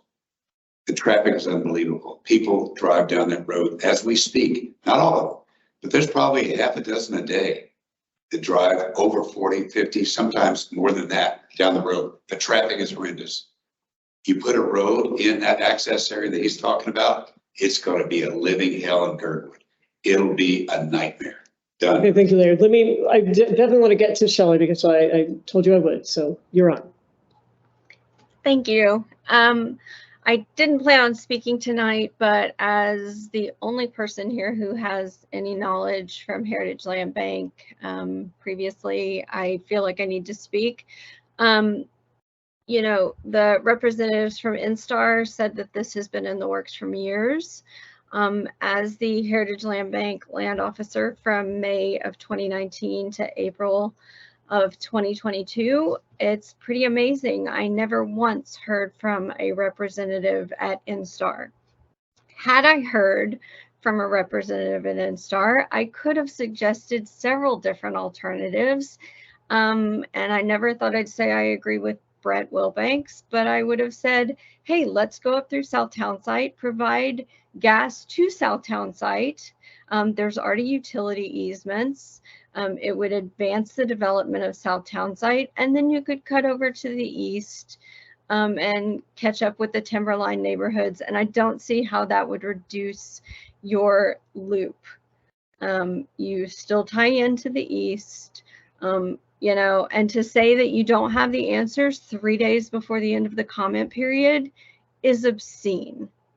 I think you're trying to pull one over on the town of Girdwood. And you should really be ashamed to come in here and say that you're here to listen. You're not here to listen. You're just here to save a little bit of face and then just say you're going to go on with this project. You're going to go through old growth forest that cannot be replaced. You say you're going to do 15 feet, but your written answer says 20 feet. You're going to destroy the character of the Joe Danich Trail. You're going to destroy the character of the Iditarod National Historic Trail. I doubt you've been in contact with the U.S. Forest Service. Have you? I don't. No? Okay. You're going to destroy value of heritage land bank wetlands. Are you going to compensate them for that? Because they use that for compensatory mitigation. I had responded to that earlier, but yes, our installation within wetlands is pretty well defined in Nationwide Permit 12 to the U.S. Corps of Engineers. There's not a separate permitting process for that. I've heard you use Nationwide Permit 12, but that's not a really good neighbor answer. And Girdwood deserves a good neighbor in this situation when you're destroying some of the most valuable lands and recreational lands for them.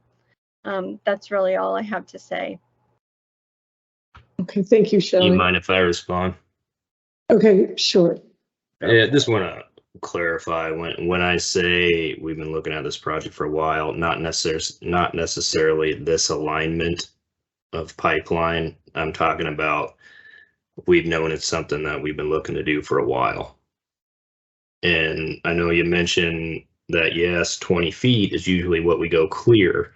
When I say we might be able to get away with 15 feet, that's me just making an effort to minimize impact as much as possible. That's still too much in that forest. 10 feet is too much in that forest. Okay, thank you, Shelley. Super quickly, it looks like we have a, sorry, Amanda, do you have a question or a comment? No, I would like to make a motion. Are we ready for that? Let me check in with the room really quick. Yes, please, actually, go ahead and make the motion. We can make the motion and still have discussion, so make the motion, please. I move the Girdwood Board of Supervisors write a letter of objection to the NSTAR project.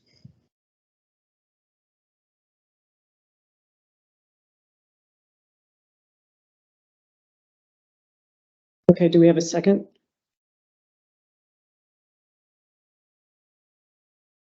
I'll second for discussion. Okay. And then we have 1 minute left after that. We have 1 minute left after that. Okay, very quickly, who else did I have in the room who did not get a chance to speak? Okay. Yeah, I'm Matt Furman. I live in 1186 Timberline Drive, so about a block farther south folks, and I just wanted to speak in favor of the motion to write a letter of objection. Really, we need more time. If there's no reason that this is not this construction season. When there are so many issues that have not really been resolved. I know that folks from NSTAR have been doing their best to answer the questions, but they don't make the decisions. They're just here take notes and listen. The main issue is that this is a project that's going to cost millions of dollars. It's not requested by the customers, us. It does address a potential risk, but we haven't heard that risk modified in any meaningful way. And we're going to be forced to pay for it because as ratepayers, they're not only going, they say they're going to capitalize it, which means it gets built into the rate base. And under the regulatory regime we have, that means the stockholders of Bedstar get to make a return on that investment and charge it to us. So selling us a product that we didn't ask for and making us pay for it, that's really not acceptable business practice, but that's unfortunately the rules. So I think as representatives of people of Girdwood, as ratepayers themselves, that we need to just put a hold on this and take stock and see, is this project really needed? What are the alternatives? What are the benefits and the costs of the various alternatives? And once that is that kind of process is determined, decide whether or not. Thank you. Thank you. Thank you. Okay, now we have a motion on the floor, and I would open it up for a discussion among the board members. And I'll make a motion to go 5 more minutes for board member discussion for this. Okay. For this motion. We need a second to that. A second. Okay. All right. So if no objections, we're going to take 5 more minutes to discuss the motion that's currently on the floor. I'll go ahead quickly to try to make quick comments. Even before this meeting began, I was already conflicted about this being in the understanding that NSTAR has every right to the easement and asking DNR for the permission and going through the process that they're doing now. And that meanwhile, all these incredibly valid concerns and solutions and proposed ideas are coming in at the last minute because it isn't the last minute, you just found out about it. And I would encourage everyone that has any interest to write their own letter with your great ideas, because if we, just the body, write a letter in 2 days that any of us isn't doing right now while we're at this meeting, it may mean nothing, not nothing, but we don't have the power to stop this. But we can object and we can say we would like 30 more days, which I would at least say we write a letter to ask for an extension so that we can come up with something better than what is on the screen in front of us. I agree with you, Brianna, but the, I permitted some actually gas line projects and, nationwide permit 12, you can operate under that. You're working with PHMSA, but that doesn't all happen overnight. Those are, you don't just say, I'm going to work on a nationwide 12 and run off and do it, and you have an NOI, you have some plan. It takes planning to do that. And I know PHMSA is not the quickest group in the world. So, discussions with them over the last months or year, would have given you time to come into the community and communicate. I do have some reservations about HDD under the streams. I mean, it's not as clean and simple as it sounds. There definitely are environmental impacts and typically drilling mud and pits and everything involved with that. So I would, I support Amanda's motion. I would say, at the very minimum, increase the public comment period for another 30 days. And, I think there's alternatives to not squash this project. I'm not even sure if there's a need for this project, but I do support the motion and at the very least increase the comment period more than 10 days, and allow the community some input and people to respond. I know it's tough for me to respond right now. So. And really quick, just to add on, if the comment is due by 5 p.m., Margaret, do you know if that's accepted digitally? Yeah, to an email address. Thank you. Okay. I'm sorry, I know it's important. I just want you to make a decision on accurate information, but maybe Sterling can get out, but I know there's not someone from the state or resident, a gentleman from the state today. And although he told me it's common to put utilities on section lines, I said to him, is that a guaranteed easement? And he said, no, he said it requires approval. So just when we discussed it, I had the same thought, like, is this all meaningless? Because the reality is it's guaranteed, right? No one ever denies it. That's not exactly what the gentleman from the state told me. Well, I've heard two different things talked about here, and one is asking for an extension on the comment period, and the other is the motion that's actually in front of us, which is to object. And those are actually kind of two different things, especially given the comment period. Say if the comment period wasn't extended, then it sounds like we lose our window as GBOS to have input, although obviously the rest of the community is. And I fully agree with Brianna, like the power of response here really, if you feel strongly about this, needs to come from as many voices as possible. And in that sense, GBOS alone doesn't have the power that multiple community voices have. Amanda, did you have a comment? I would be interested in revising my motion to either change to an extension of the comment period or include an extension of the comment period.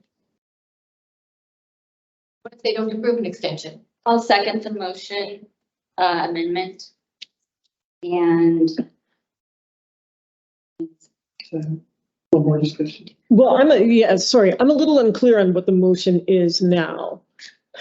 So do we? her first motion was just to object. Well, it was simply to object. And then we would feel comfortable with also adding in the extension, making sure that whoever writes this letter, if we pass this resolution, that we're really also asking for an extension for. So we're asking for two things, or sorry, two things are happening. We are asking for. Chair, I think that was an amendment to the main motion. Correct. My amending, right? No, Amanda amended her own. Right. Okay. Yes, Margaret. So my understanding of the motion is that the GBOS would write a letter of objection to the NSTAR project and request an extension of the comment period for how long? Okay, and we have that moved and seconded. Correct. And that is, yeah, object to the project and request an extension. And so are we talking about 30 days or 60 days? 60. I would choose a number they would maybe be more amenable to. Might say it's really not 60, but kind of you and 1 month. Amanda. 30 is better than 2 days for sure. So I think 30 is a good request. Seems more likely to be accepted. Okay. So that's the motion as we currently have it. 2 items, the letter of objection, in which there will be a request of an extension of the comment period for 30 additional days. Which would that is moved and seconded. August 20th. Right. Do we have any further discussion? All right, we can move to a vote. Margaret? Sure. I just was checking. August 20 is Sunday.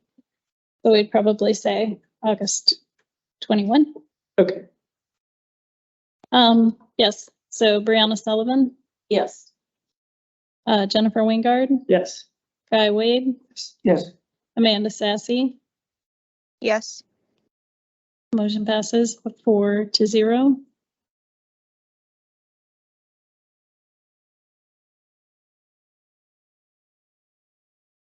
So you know my next question. Right.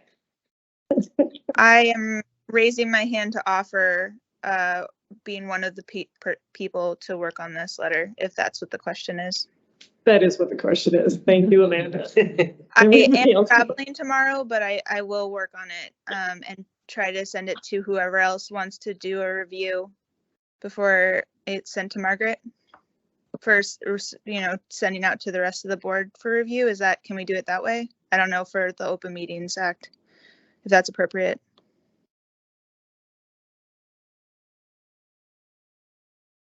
Write it with one other person, and then the board gets to see what was written only insofar as it agrees with only for clerical. We Correct? would technically need to hold a Yes. meeting in order to do that. Oh, okay. Well, I think we're agreed on what it needs to say, and I'm comfortable with 2 people writing it. Unless members of the board disagree and feel that we need a meeting to approve it. Oh, do we need 2 people in there? In the absence of other hands, Amanda, I can work with you on that. Great. Thank you very much. Thank you both. I don't have the availability in less than 2 days, but I'm happy to edit or send my notes to Margaret. Okay, thank you to the room. That was a big discussion and it was handled very well. I very much appreciate that. We are moving on. Okay. Sorry.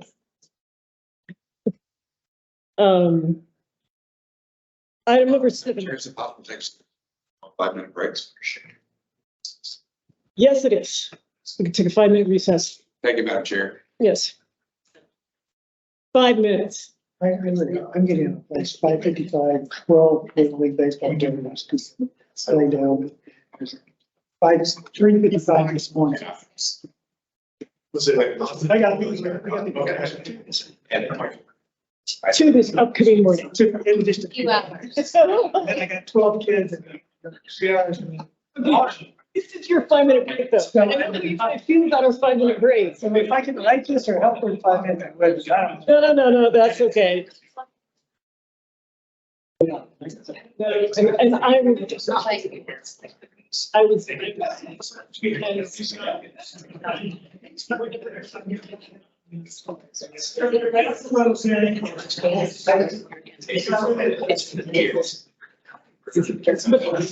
I'm happy to, you know, to me, I don't know that 2 people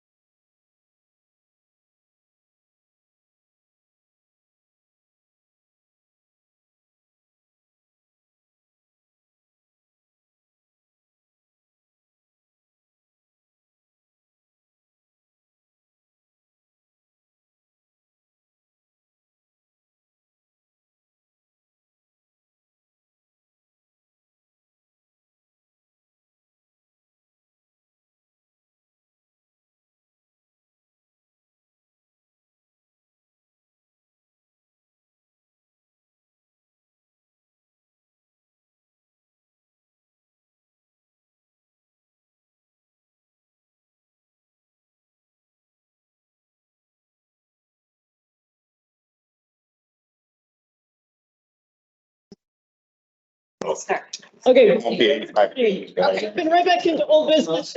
We are jumping into item number 7.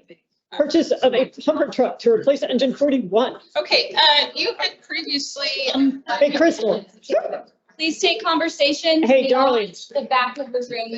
Okay, we gotta get through the rest of the agenda, so, yeah. Okay, so on this item, you previously approved this with a interest rate cap. The municipal people that make the loans, their interest rate might be larger than the 6.5 interest rate that you put the cap on. It is due to be at the assembly introduced on the 25th of July. Yes. Thank you. So I also had notes written about this. This is what we passed last month, but with the percent of interest that Chief Weston just said, the edited version is right here on the screen, or it's in our packet, very second to last page or something. So if we just would, I'll make the motion to adopt the new wording so that it's amenable to the MOA Finance Department, because they said they're having trouble with our resolution to get the engine 41. And Kyle said that we can keep in mind that we can always make a large principal payment down the road as a method to pay off the loan faster and limit the interest we pay. So once the loan interest is locked in, then we can make financial plans how to manage it. So if I understand correctly, was that a motion to adopt this language? Yes. Okay, it's, I don't know what the back is or not. Okay, is it in the ours, Margaret, or just right up there in the red? It is right there. now. Great. So we need to just scratch the part, strike through this, strike through. Right. Then it can go to. And it is in our packet. Thank you. Okay, I need a second for that. I'll second it. Okay, thank you. And do we have any discussion? As you said, we already approved this, and this is just returning to some financial realities and Right, now that it went to the municipal finance department, they said they can't work with this because the loan or the interest rates have already gone above 6.5. So we cannot have that language there to get this support. Okay, do we have any further discussion? Margaret, can we do a roll call vote? Yeah, hold on just a moment. Yes, Brianna Sullivan. Yes. Jennifer Wingard. Yes. Guy Wade. Yes. Amanda Sassy. Yes.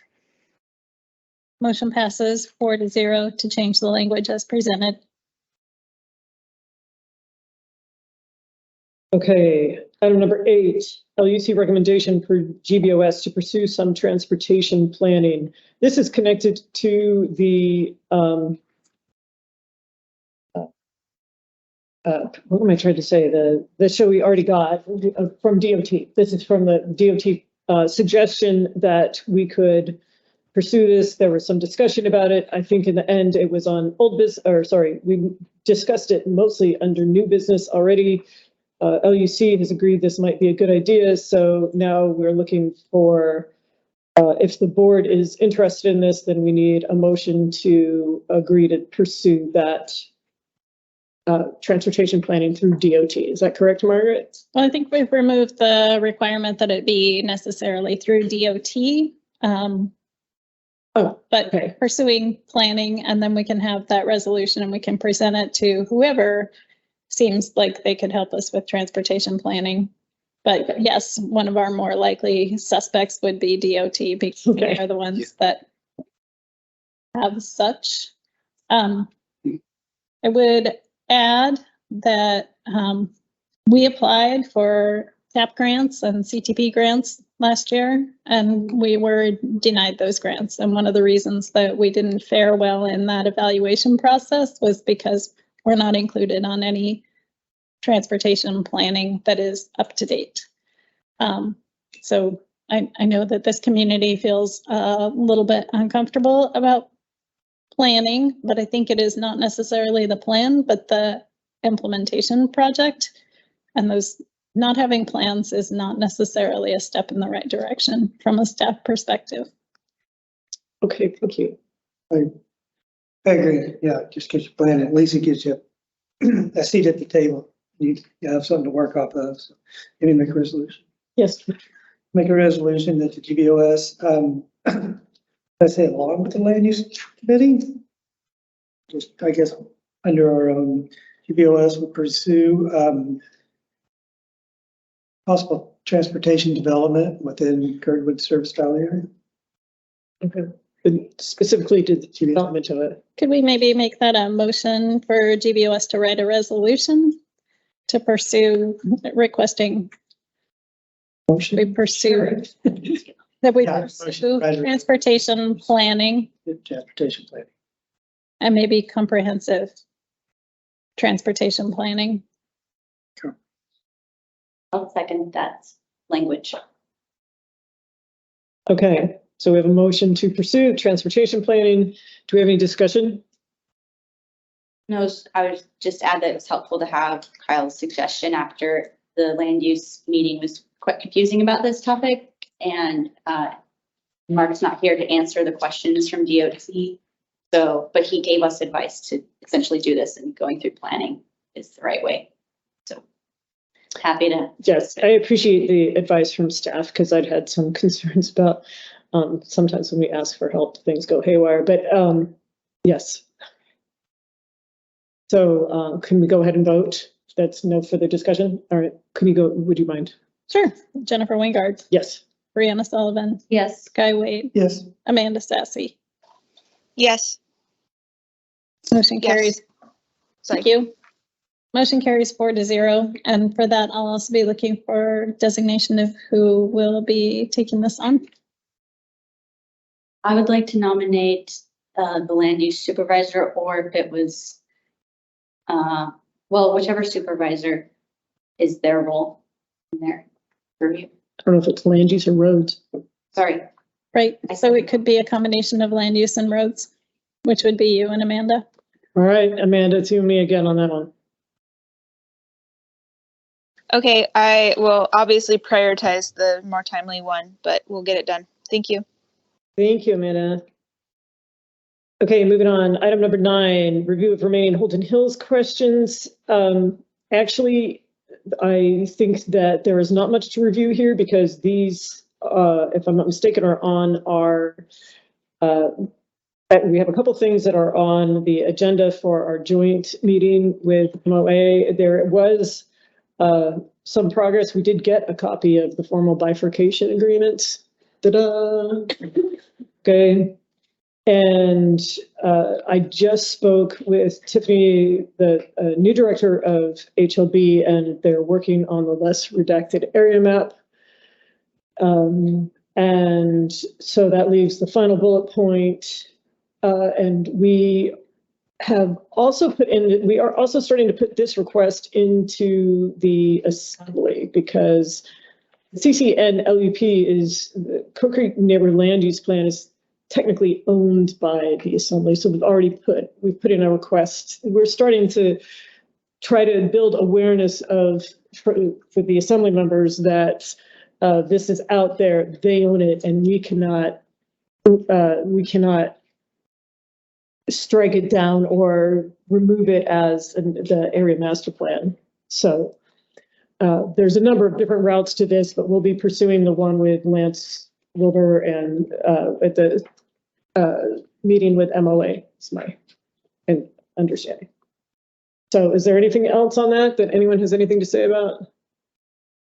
No, thank you for the update. I would just ask that on Monday we address Tiffany regarding that map, which is probably well because it's on the agenda. Yes. Okay, item 10, agenda item LUC 2201-06, LUC recommendation for GBOS resolution to address GBSA industrial park concerns, power platting, and others. This one, the land use supervisor, our previous land use supervisor, Mike Edgington, was handling a lot of this. He and I were going to meet together. He's had some things come up, but this is also another thing that we are hoping to address a little bit with the municipality. And so we're going to wait. We agreed it might make sense to wait on writing the resolution until after our meeting.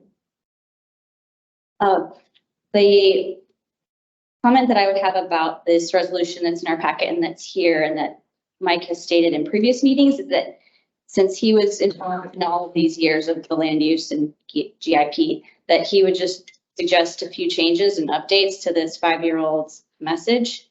And if that's the one I was going to nominate the land use supervisor previously, which was Mike, to update this letter before Monday. Even though so we could at least bring it to on Monday. Because I think he intended to or wanted to, and I don't want to delay it a bunch, but that's just my comment. Okay. Well, he and I have had some trouble connecting, but I'll tell you what, I will, if nothing else, I can maybe see if I can make changes and get him to approve them. Sorry, I didn't mean to say the new land use supervisor. I meant that if this was a project he was finishing up the Girdwood Industrial Park and kind of closing that, was just to update this resolution and not adding more to your plate. But if he could do it, I think he wanted to before today's meeting. It's on our agenda, but couldn't make it, so that's all. Okay. Yeah, he to have something today. He did, but he was asking that we push it back. Okay. I was just checking my message with him to make sure I got it correct. Okay, I'm going to move on unless we have some reason not to. We're good? Okay, item number 11, ADA 09547, proposal to lease 11 acres of state land at Girdwood Airport to Glacier Valley Lodge. Review comment provided for July 13th deadline. This is really just follow up from the GBOS LUC meeting last week. But we did get the letter together and it went out plenty of time to get to the state. We haven't had any response back yet, but it went to many. That's all I have on that. Okay. Thank you. I would make one mini comment. And that's that our next step, if we have one, is to wait and see if the lease has been awarded. And Mike said he called Vicki and hasn't heard back more than once. Okay, so we're waiting news. Yes. Any other comments on that? Okay, item number 12, consider PSAC request for funding assistance for cyberbullying workshop to be held on October 2023. I asked Tommy if he was coming to present this. I didn't hear back. Does anyone know anything about public safety advisory? Yes, Margaret. I don't know anything about where we are exactly on this. Maybe Amanda has something to add. I know that they applied for a grant. I know that it was going to be a competitive grant. And so I have not heard whether or not they were able to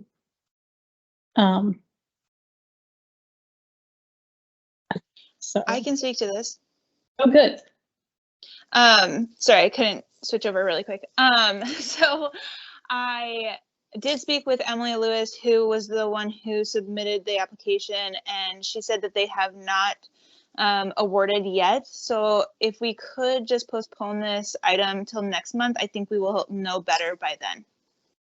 Please. Great. Thank you. Amanda, I have a question. Just idea, Yes. what kind of dollar amount are you talking about, or what kind of funding were they seeking for this as far as dollar amount? I know Tommy spoke to a couple of GBOS meetings ago, and it sounds like a very needed workshop, but I was just curious what the request was. I can look. I don't have it right in front of me. I think there was a minimum amount I don't think we might have hit $5,000 because we included Whittier in our application proposal.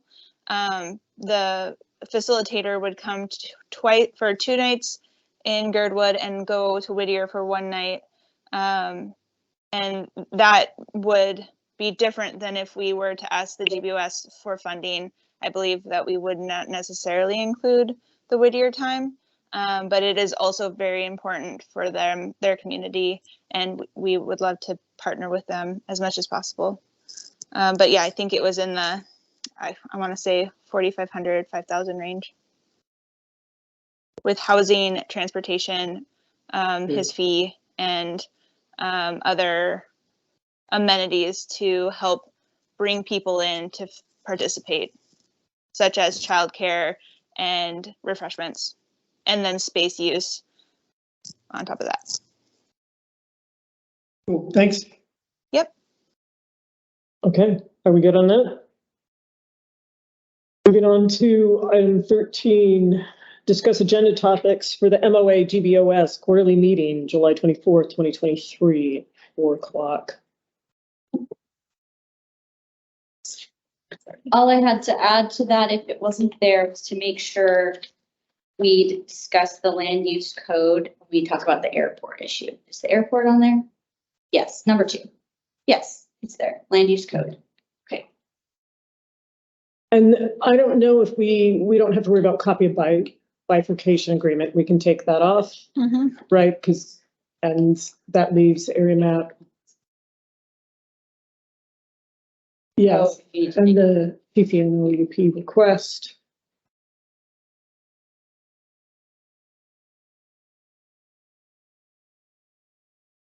And then the other 2 items were ones that were added after the land use meeting. Okay. Yes. I guess I have a question, because this is kind of in your realm, and Mike, it sounds like with the industrial park. It's not on here, even though you guys are going to revise this letter. Would it be good to bring it up at this meeting? Oh, yes, thank you. We did want this on the agenda. Just to keep. Yes. Reminding. Yes, yes. I think we need to add that, Margaret, if that's the same topic as is under item 10, basically. Yes. Yeah. Yes. Yes. Got it. Squeaky wheel, and I will work on rewriting that. If Mike can't get to it, I think he's got some stuff going on. Okay. Question on the agenda. Yes.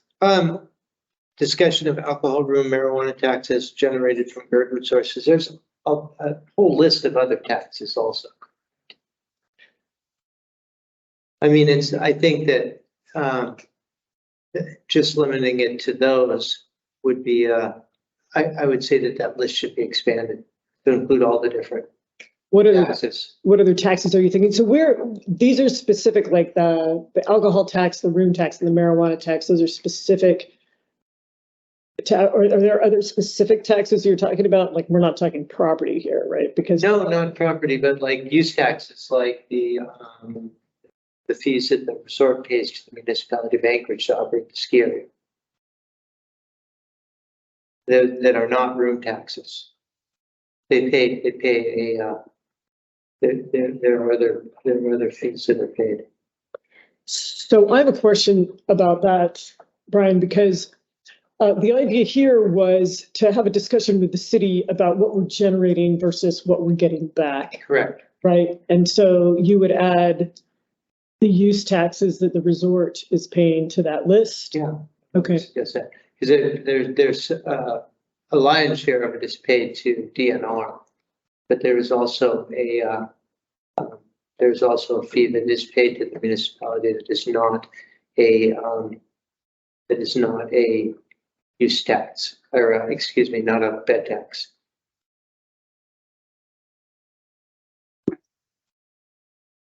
But all I was going to say was what I understand, even though this sort of came from the confusing land use part, was meeting. I mean, I don't think the city would give us anything on marijuana taxes generated from here because we only have one, and then that would tell us exactly what they're generating. And whereas alcohol tax, they will, because of the alcohol tax, that ballot measure that passed, and we've been making asks of that for ever since it started, a year into it. So I don't know if that marijuana needs to be on there. So I think, and again, this wasn't, you're right, this stemmed from a conversation at land use. And but my understanding at the conversation I thought I heard, and I'm glad you're here, Brian, is that this is kind of a group ask with the understanding that the answer is going to be no on some of them. And that seems like a reasonable, I can understand, and I think we all can understand why they might not want to answer the marijuana tax question, because as you say, in the one business. In the past, that reasoning has been used to not be clear on the room taxes. At the time, though, there was not the same amount, there was much less being collected from Airbnbs, right? And so we're hoping we can get an answer on that. But I think my understanding is why we have all these there, so that we can have kind of a group discussion and figure out what we can get answers to and what we can't, and hope that we can at least get answers to some. But we can take marijuana off if we want. So, Kristen, did you have your hand up? I'm hoping that you can keep the bifurcation agreement listed on your week. I think there's a couple things that are interesting. And I'm happy to share at least two of them right here. So on page, if you look at the bifurcation, it starts with the first page, which is unnumbered, and then it, or on here anyway, it says 2, it says 3, and this says 4. And then if you look to the next page, it says 4, DocuSign tab above that. And so if this was sent in a DocuSign package, that DocuSign signature should be listed on every top page. And then the second strange thing is that in a previous agreement that I saw that was done through FOIA, the municipality signature was also listed in this identification agreement, so that page was missing from this provided copy, and it was Amy Demboski was the signatory on that unsigned copy before. So I would just say maybe leave it on there. There's, for me at least, there's still some outstanding questions.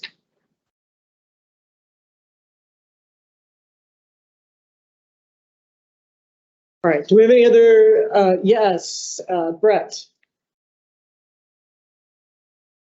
Thank you. I was just hoping to make a quick suggestion that if the topic of different revenue sources are coming up, that the bucket to put it in, whatever those options are, still needs to be defined, I think, for us locally. And so it would be good to get an answer on why a special tax improvement district for Girdwood is just not a good answer. So there has to be some kind of mechanism, I think, by which those types of programs may be able to be funded, especially from, impacts and ways to mitigate those impacts. But I think we need a local bucket to put in. So if the question could be asked about how we do that and look like downtown or the airport or some district like that in town, within the municipality, that we pursue that type of strategy. So maybe add that. Thanks. So that would be a different agenda item, separate from the question of the use of our tax, these designated taxes. Oh. And we should ask about a special tax improvement district. Oh. Right, and how that might apply to some of those things like bed taxes and things of that nature. When you ask for the taxes back, how do we define that? It's like, well, this much bed tax came out of this district, and the district happens to be Girdwood. So those types of discussions might have to come up in understanding where the current taxes go and how we might recover some of those more generally within Girdwood. So that was just my suggestion. Maybe it happens at a different time, but I think it might help with the conversation of where the tax dollars go, and then the follow on, how do you bring them locally? So that was my comment. Thank you. Thank you. All right, do we have any other comments? Thank you, Margaret, for keeping on this quarterly meeting agenda. Okay, so we're ready to move on off of that. Item number 14, agenda item LUC 2306-07, verbal cash request for LUC recommendation for GB. Void reading. Don't read it. Void. I interpreted this, not to read it. Okay, perfect. I'll move this letter of non-objection.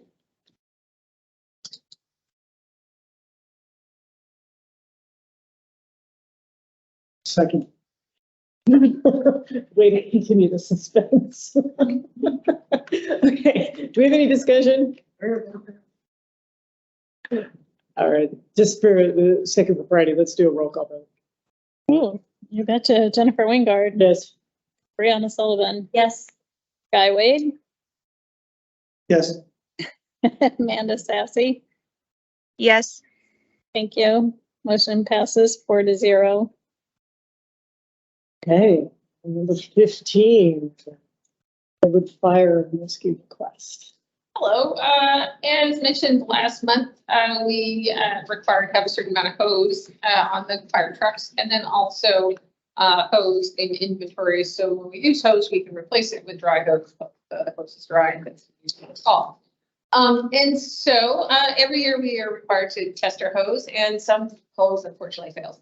So currently for 2023, we need to replace 700 feet of 3-inch hose, which will be approximately $5,000. I move resolution 2023-13. Purchase of fire hose, including the highlighted section as the new fire department supervisor. I have not attended their July meeting and I don't know when it is. But I hope we can keep that language in there as long as it can be until this needs to be submitted. The fire board meets 4 times a year. Oh. So just FYI.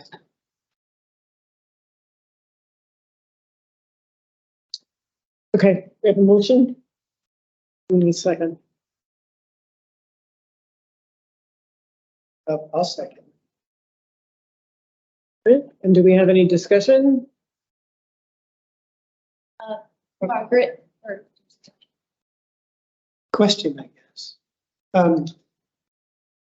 It seems like this is just kind of an on-yearly maintenance thing. Yeah, it's like, so some of the hose that we have right now is actually like 18 years old, like longer than you would normally expect. You'd probably expect to rotate it every 10 years, maybe 15 at the most, right?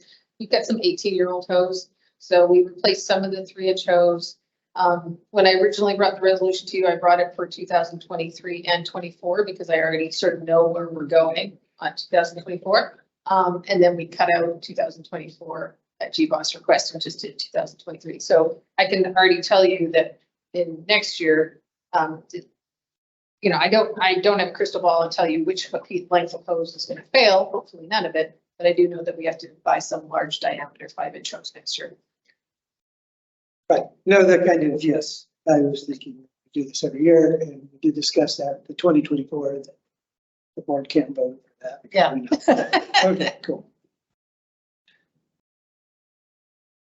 my only comment I've already stated, but do you, Margaret, or each of us to know when this needs to be submitted? If we have to strike that highlighted section? I can't order it until the AFD gets the resolution. So I would have to hope that the board, which I was hoping would have a meeting in late July, early August to discuss the budget before it goes to GBOS. I would hope that they will meet and we could have it then at that point. And then from the date we order, then it's however long it's going to take the municipality to submit the work order and get the equipment here. Currently, just as an FYI, for example, although we ordered the placement trucks in utility trucks in, I know this is off topic, but similar because you need to understand the supply chain issues that are occurring. We ordered the trucks in October. The trucks arrived in February.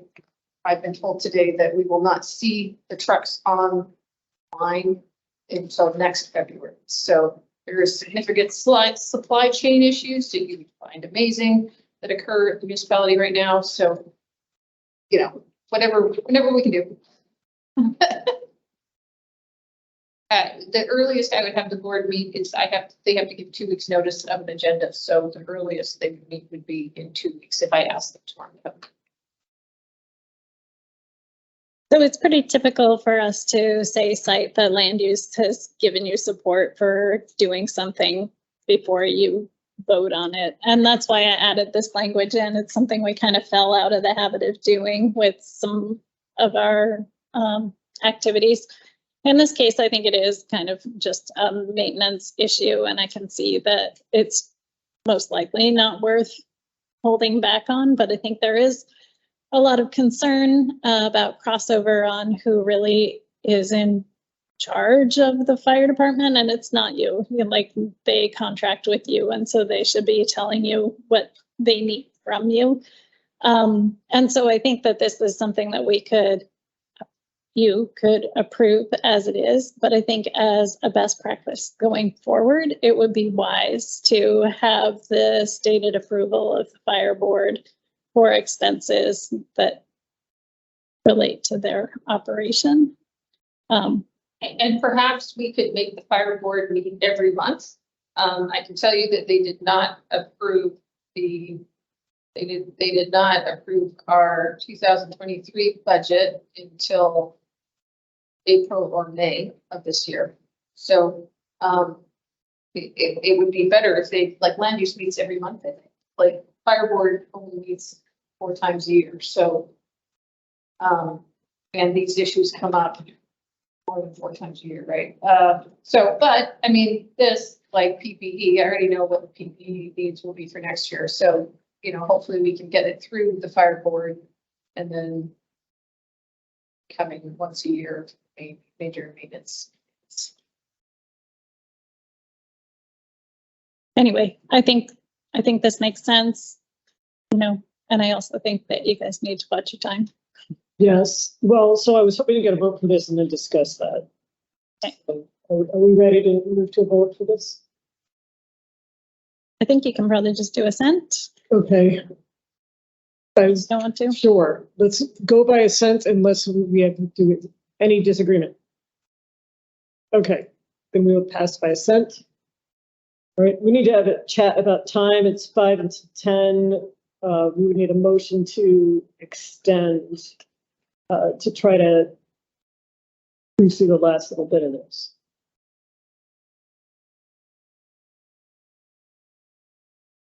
I move to extend to get through number 18 quickly. Okay, so are you saying that we? So 10 after 10. Sorry, so that we extend only up to item 18? Mm-hmm.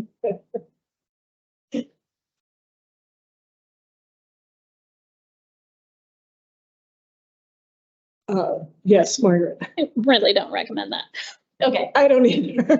Maybe have a motion to extend to complete the agenda. I don't think that it will take that much longer than just getting to 18, but you have some items that are legally required to hit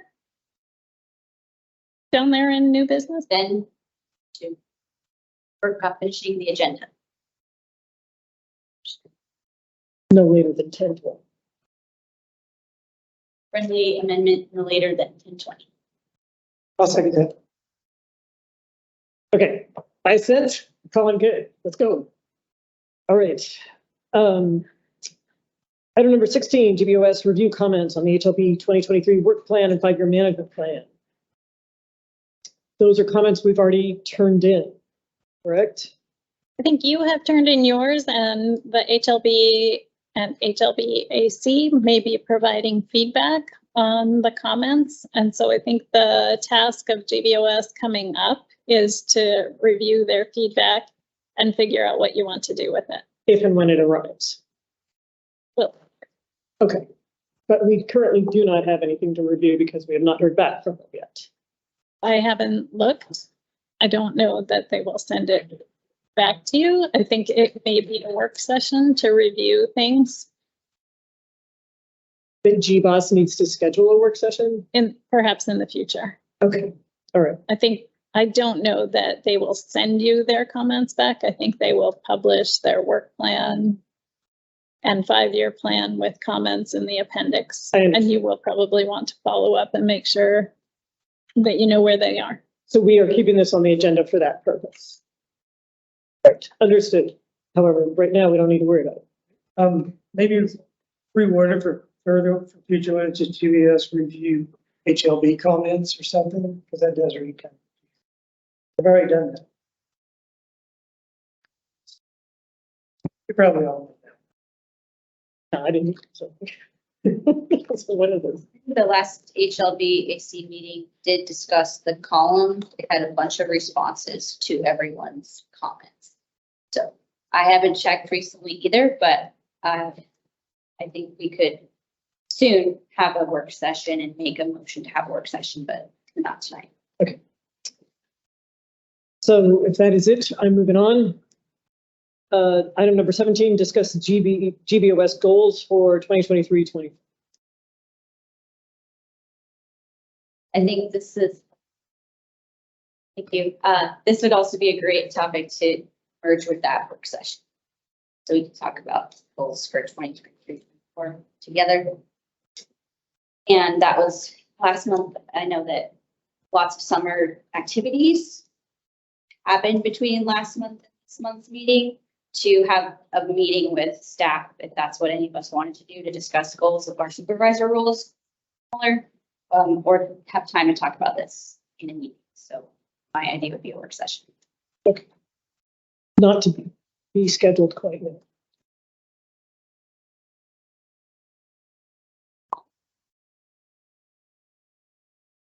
So if we could keep this on the agenda, yes. I might suggest that you check in with the other groups that report to you and see if they have any thoughts on goals for GBOS, like maybe solicit or just ask a question in Trails Committee, land use, housing, see if it fits into, Thank you. I also knew that it was supposed to be kind of a homework thing, same like HLB was. That's how I was considering it. Do this so that you can come more prepared to discuss the goals. But that would be a great item or task for each of us as our supervisor role, to go back to the committee we are and ask for feedback right then and there, or they can email. I like the idea of we might end up having to turn this into GBOS goals for 2024, but it might be nice to put that discussion off also until the budget gets done. Unless we really want to hack August again next year. August 14 meetings, I think. So anyway, okay, I'm going to move on with that. The GBOS land acknowledgement. Okay, thank you for number 18. Hopefully the board would be ready to take this as unfinished business. And up on the screen in front of us is the all black is the way that it's written without the edits below. And below is the land uses land acknowledgement that I proposed to land use. And then Mike offered last meeting to work on it because our body said, yes, we would like a land acknowledgement, but it could be slightly different. So I am completely pleased with the edits suggested, and they would read as the first paragraph. And the idea I understand from him is that this version is a little more future thinking to continue on the stewardship.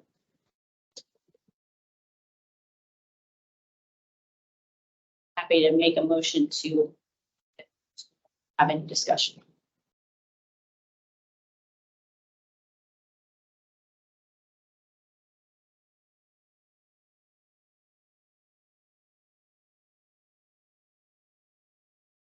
Okay, so that's a motion.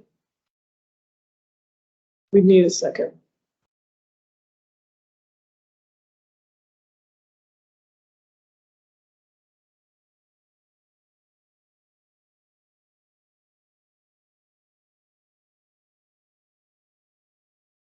Do we have a second to discuss the motion on the land use management? Sounds like you don't. It does. Okay.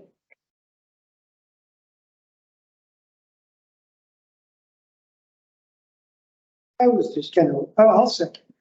I was kind of hoping somebody else would second that. This video. You know what I mean? I'm gonna get a whip. No. Okay, it's seconded. So Okay, it's seconded.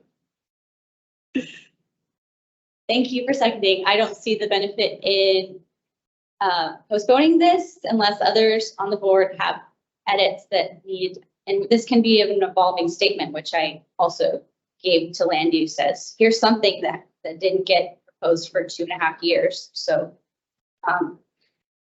that took not just a couple of meetings, and this one's been our agenda for just as not long, but started with what they had instead of reinventing the wheel. Amanda has her hand up. Amanda. Thank you. And thank you so much for working on this, Brianna. I really appreciate it.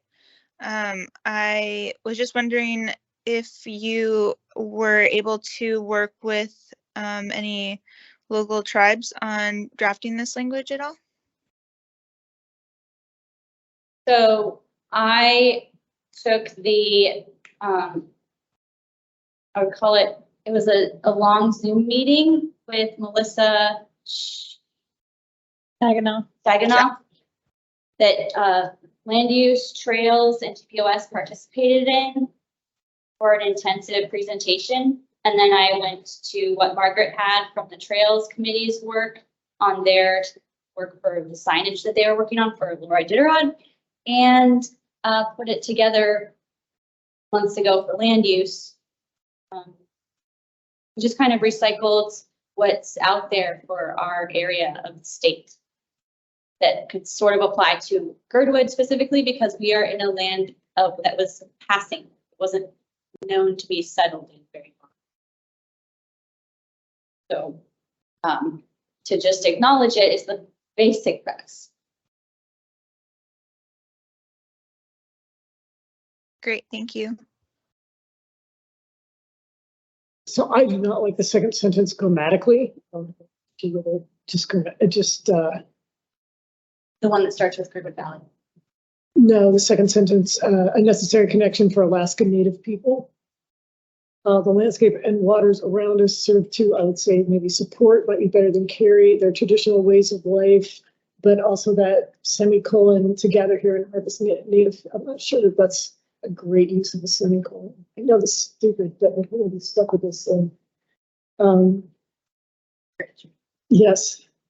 So since this is all business, it's now in the public domain and you can make comments on it, and we could bring it back with some revisions at the next meeting. I don't feel like that's something that you really need to. Want to do. Thank you. You're up right now. I would really appreciate your editing on your own time.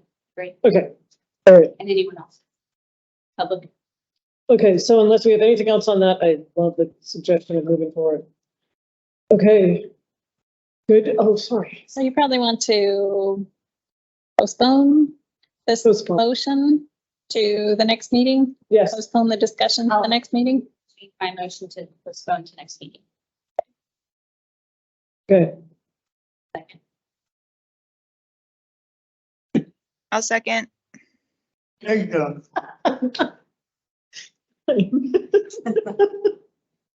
Okay, I'm going with the sense on that one, whether you sense or not, you're gonna have to be more vocal than you're currently being. Okay, new business, number 19, agenda item LUC 2307-05, LUC request for information on implementation of ballot measure in 2023, the proposed marijuana tax distribution. I believe we are gonna have more to talk about in this once we meet with MOA, right? Is this just introducing? If we keep that topic, yes, in that agenda. Maybe this is what I thought they wouldn't tell us, the city won't tell us. Like how it's used and whether or not we're getting any, yes. Right. Yes. So that's why I believe that was the question. comments familiar, really. So, right, it's a brand new distribution and it hasn't, I don't think we know yet how it's going to be distributed. It is for early childhood education. And so I think part of the purpose here is to remind ourselves and the municipality that Girdwood has early childhood education and we have need for funding that could be coming through this. I think the actual distribution is going to be at the discretion of the assembly. And so there's potentially some lobbying there, which isn't necessarily the same as what we're doing in our communications with the city. But the administration will be, of course, determining how things go as well.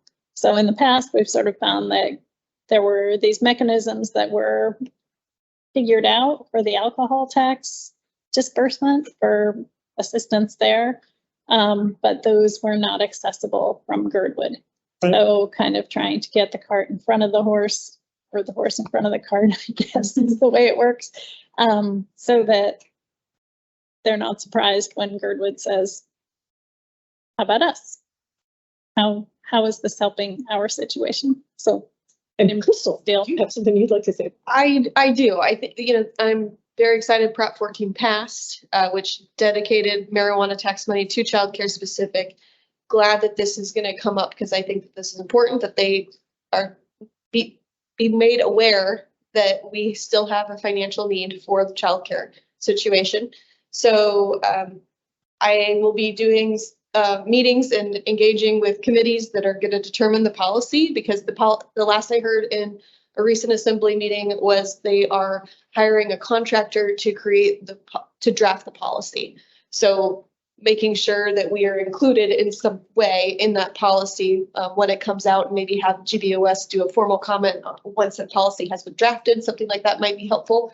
But anyway, this is great step forward because childcare is desperately needed, not only in Girdwood, but all across the municipality. So making sure that we're thought about is great. And I will be working hard on trying to get some of that to come back to the childcare project. And by the way, we just got a $530,000 grant from the state of Alaska. So that will help towards our match on the ARPA money.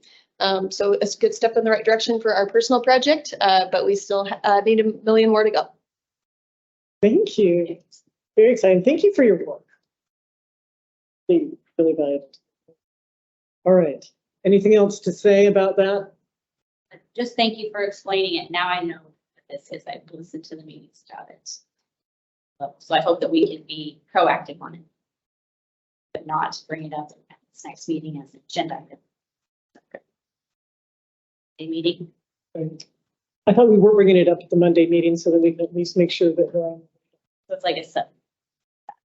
Yes. Okay. Okay. Okay. All right. Item number 20, budgets. Discuss and approve budget for coming year, confirm meeting dates.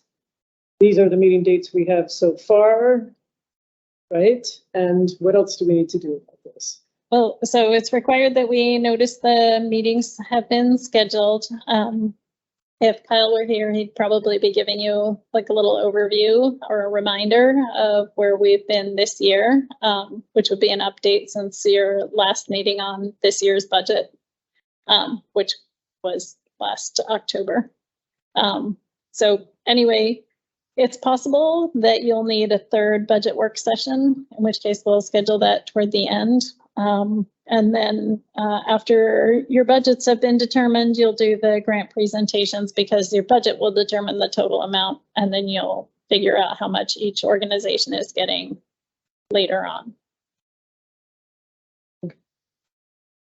So this is new business now, so that in the future, it can be old business and you can pass your budget or move it on to the assembly. Okay, so for everybody online, we've got budget meetings on August 2nd and August 21st. August 2nd, Wednesday at 4 p.m. and Monday, August 21st at 5. Grant presentations in October. That's a lot of months. Moving on to 21.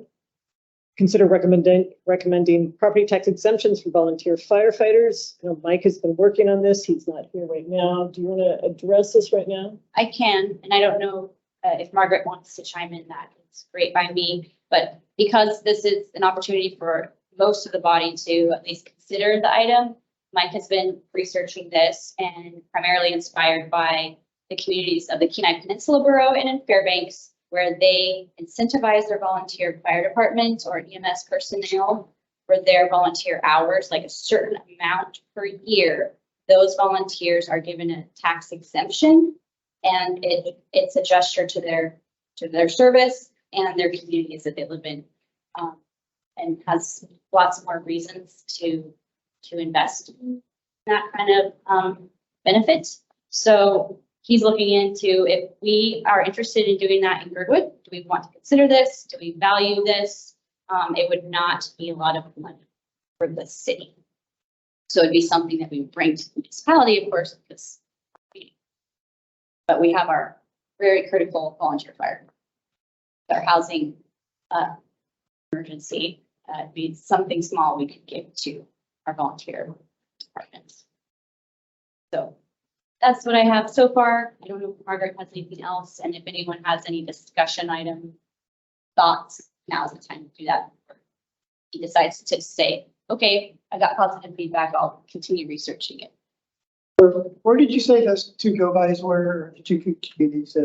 Fairbanks and the Kenai Peninsula Borough. But the University of Fairbanks and so UAF has a fire department, and Fairbanks, they're the only paid departments. So the borough, like the North Star Borough, has a lot of volunteers.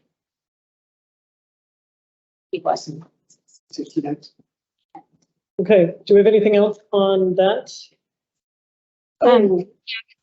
Patty. Yeah, this is Patty. Thank you very much. I'm sorry, I didn't mean to interrupt. I thought I was going to be ignored. I just do have some questions on it. I think it's it's a very worthy cause, and I understand that, but that we're looking at other places to do it. But I am very curious as the main purpose. I mean, are we seeing at the present moment a lack of recruitment with regards to our fire department? And then better, even another question I'd like to know is, two other is following up on the stats is how many of the volunteer fire department actually live here in Girdwood? Because it's my understanding that a large percentage of them live in Anchorage and they use this kind of as a training place. I may be wrong with that. I do have some friends that their son did that. And then if we're looking at property exemptions, how many of them actually own homes down here in Girdwood? So, I mean, I think it's I understand the concept and looking across the board, but I personally would feel more comfortable with that, knowing what the stats are. Thank you very much. Thank you, Patty. I have the same questions, so I appreciate you bringing those up. Do you have any other comments at all? I wasn't sure if I don't know if I'm replying to that one. Definitely don't speak for Chief Weston, but I know she works extremely hard trying to recruit people, particularly Girdwood. So an incentive for somebody who does own a house here to be part of our volunteer fire department would be really good. It may help. They make her job easier because I know it's tough to recruit and she does a great job at it, but she's always. Okay, Amanda?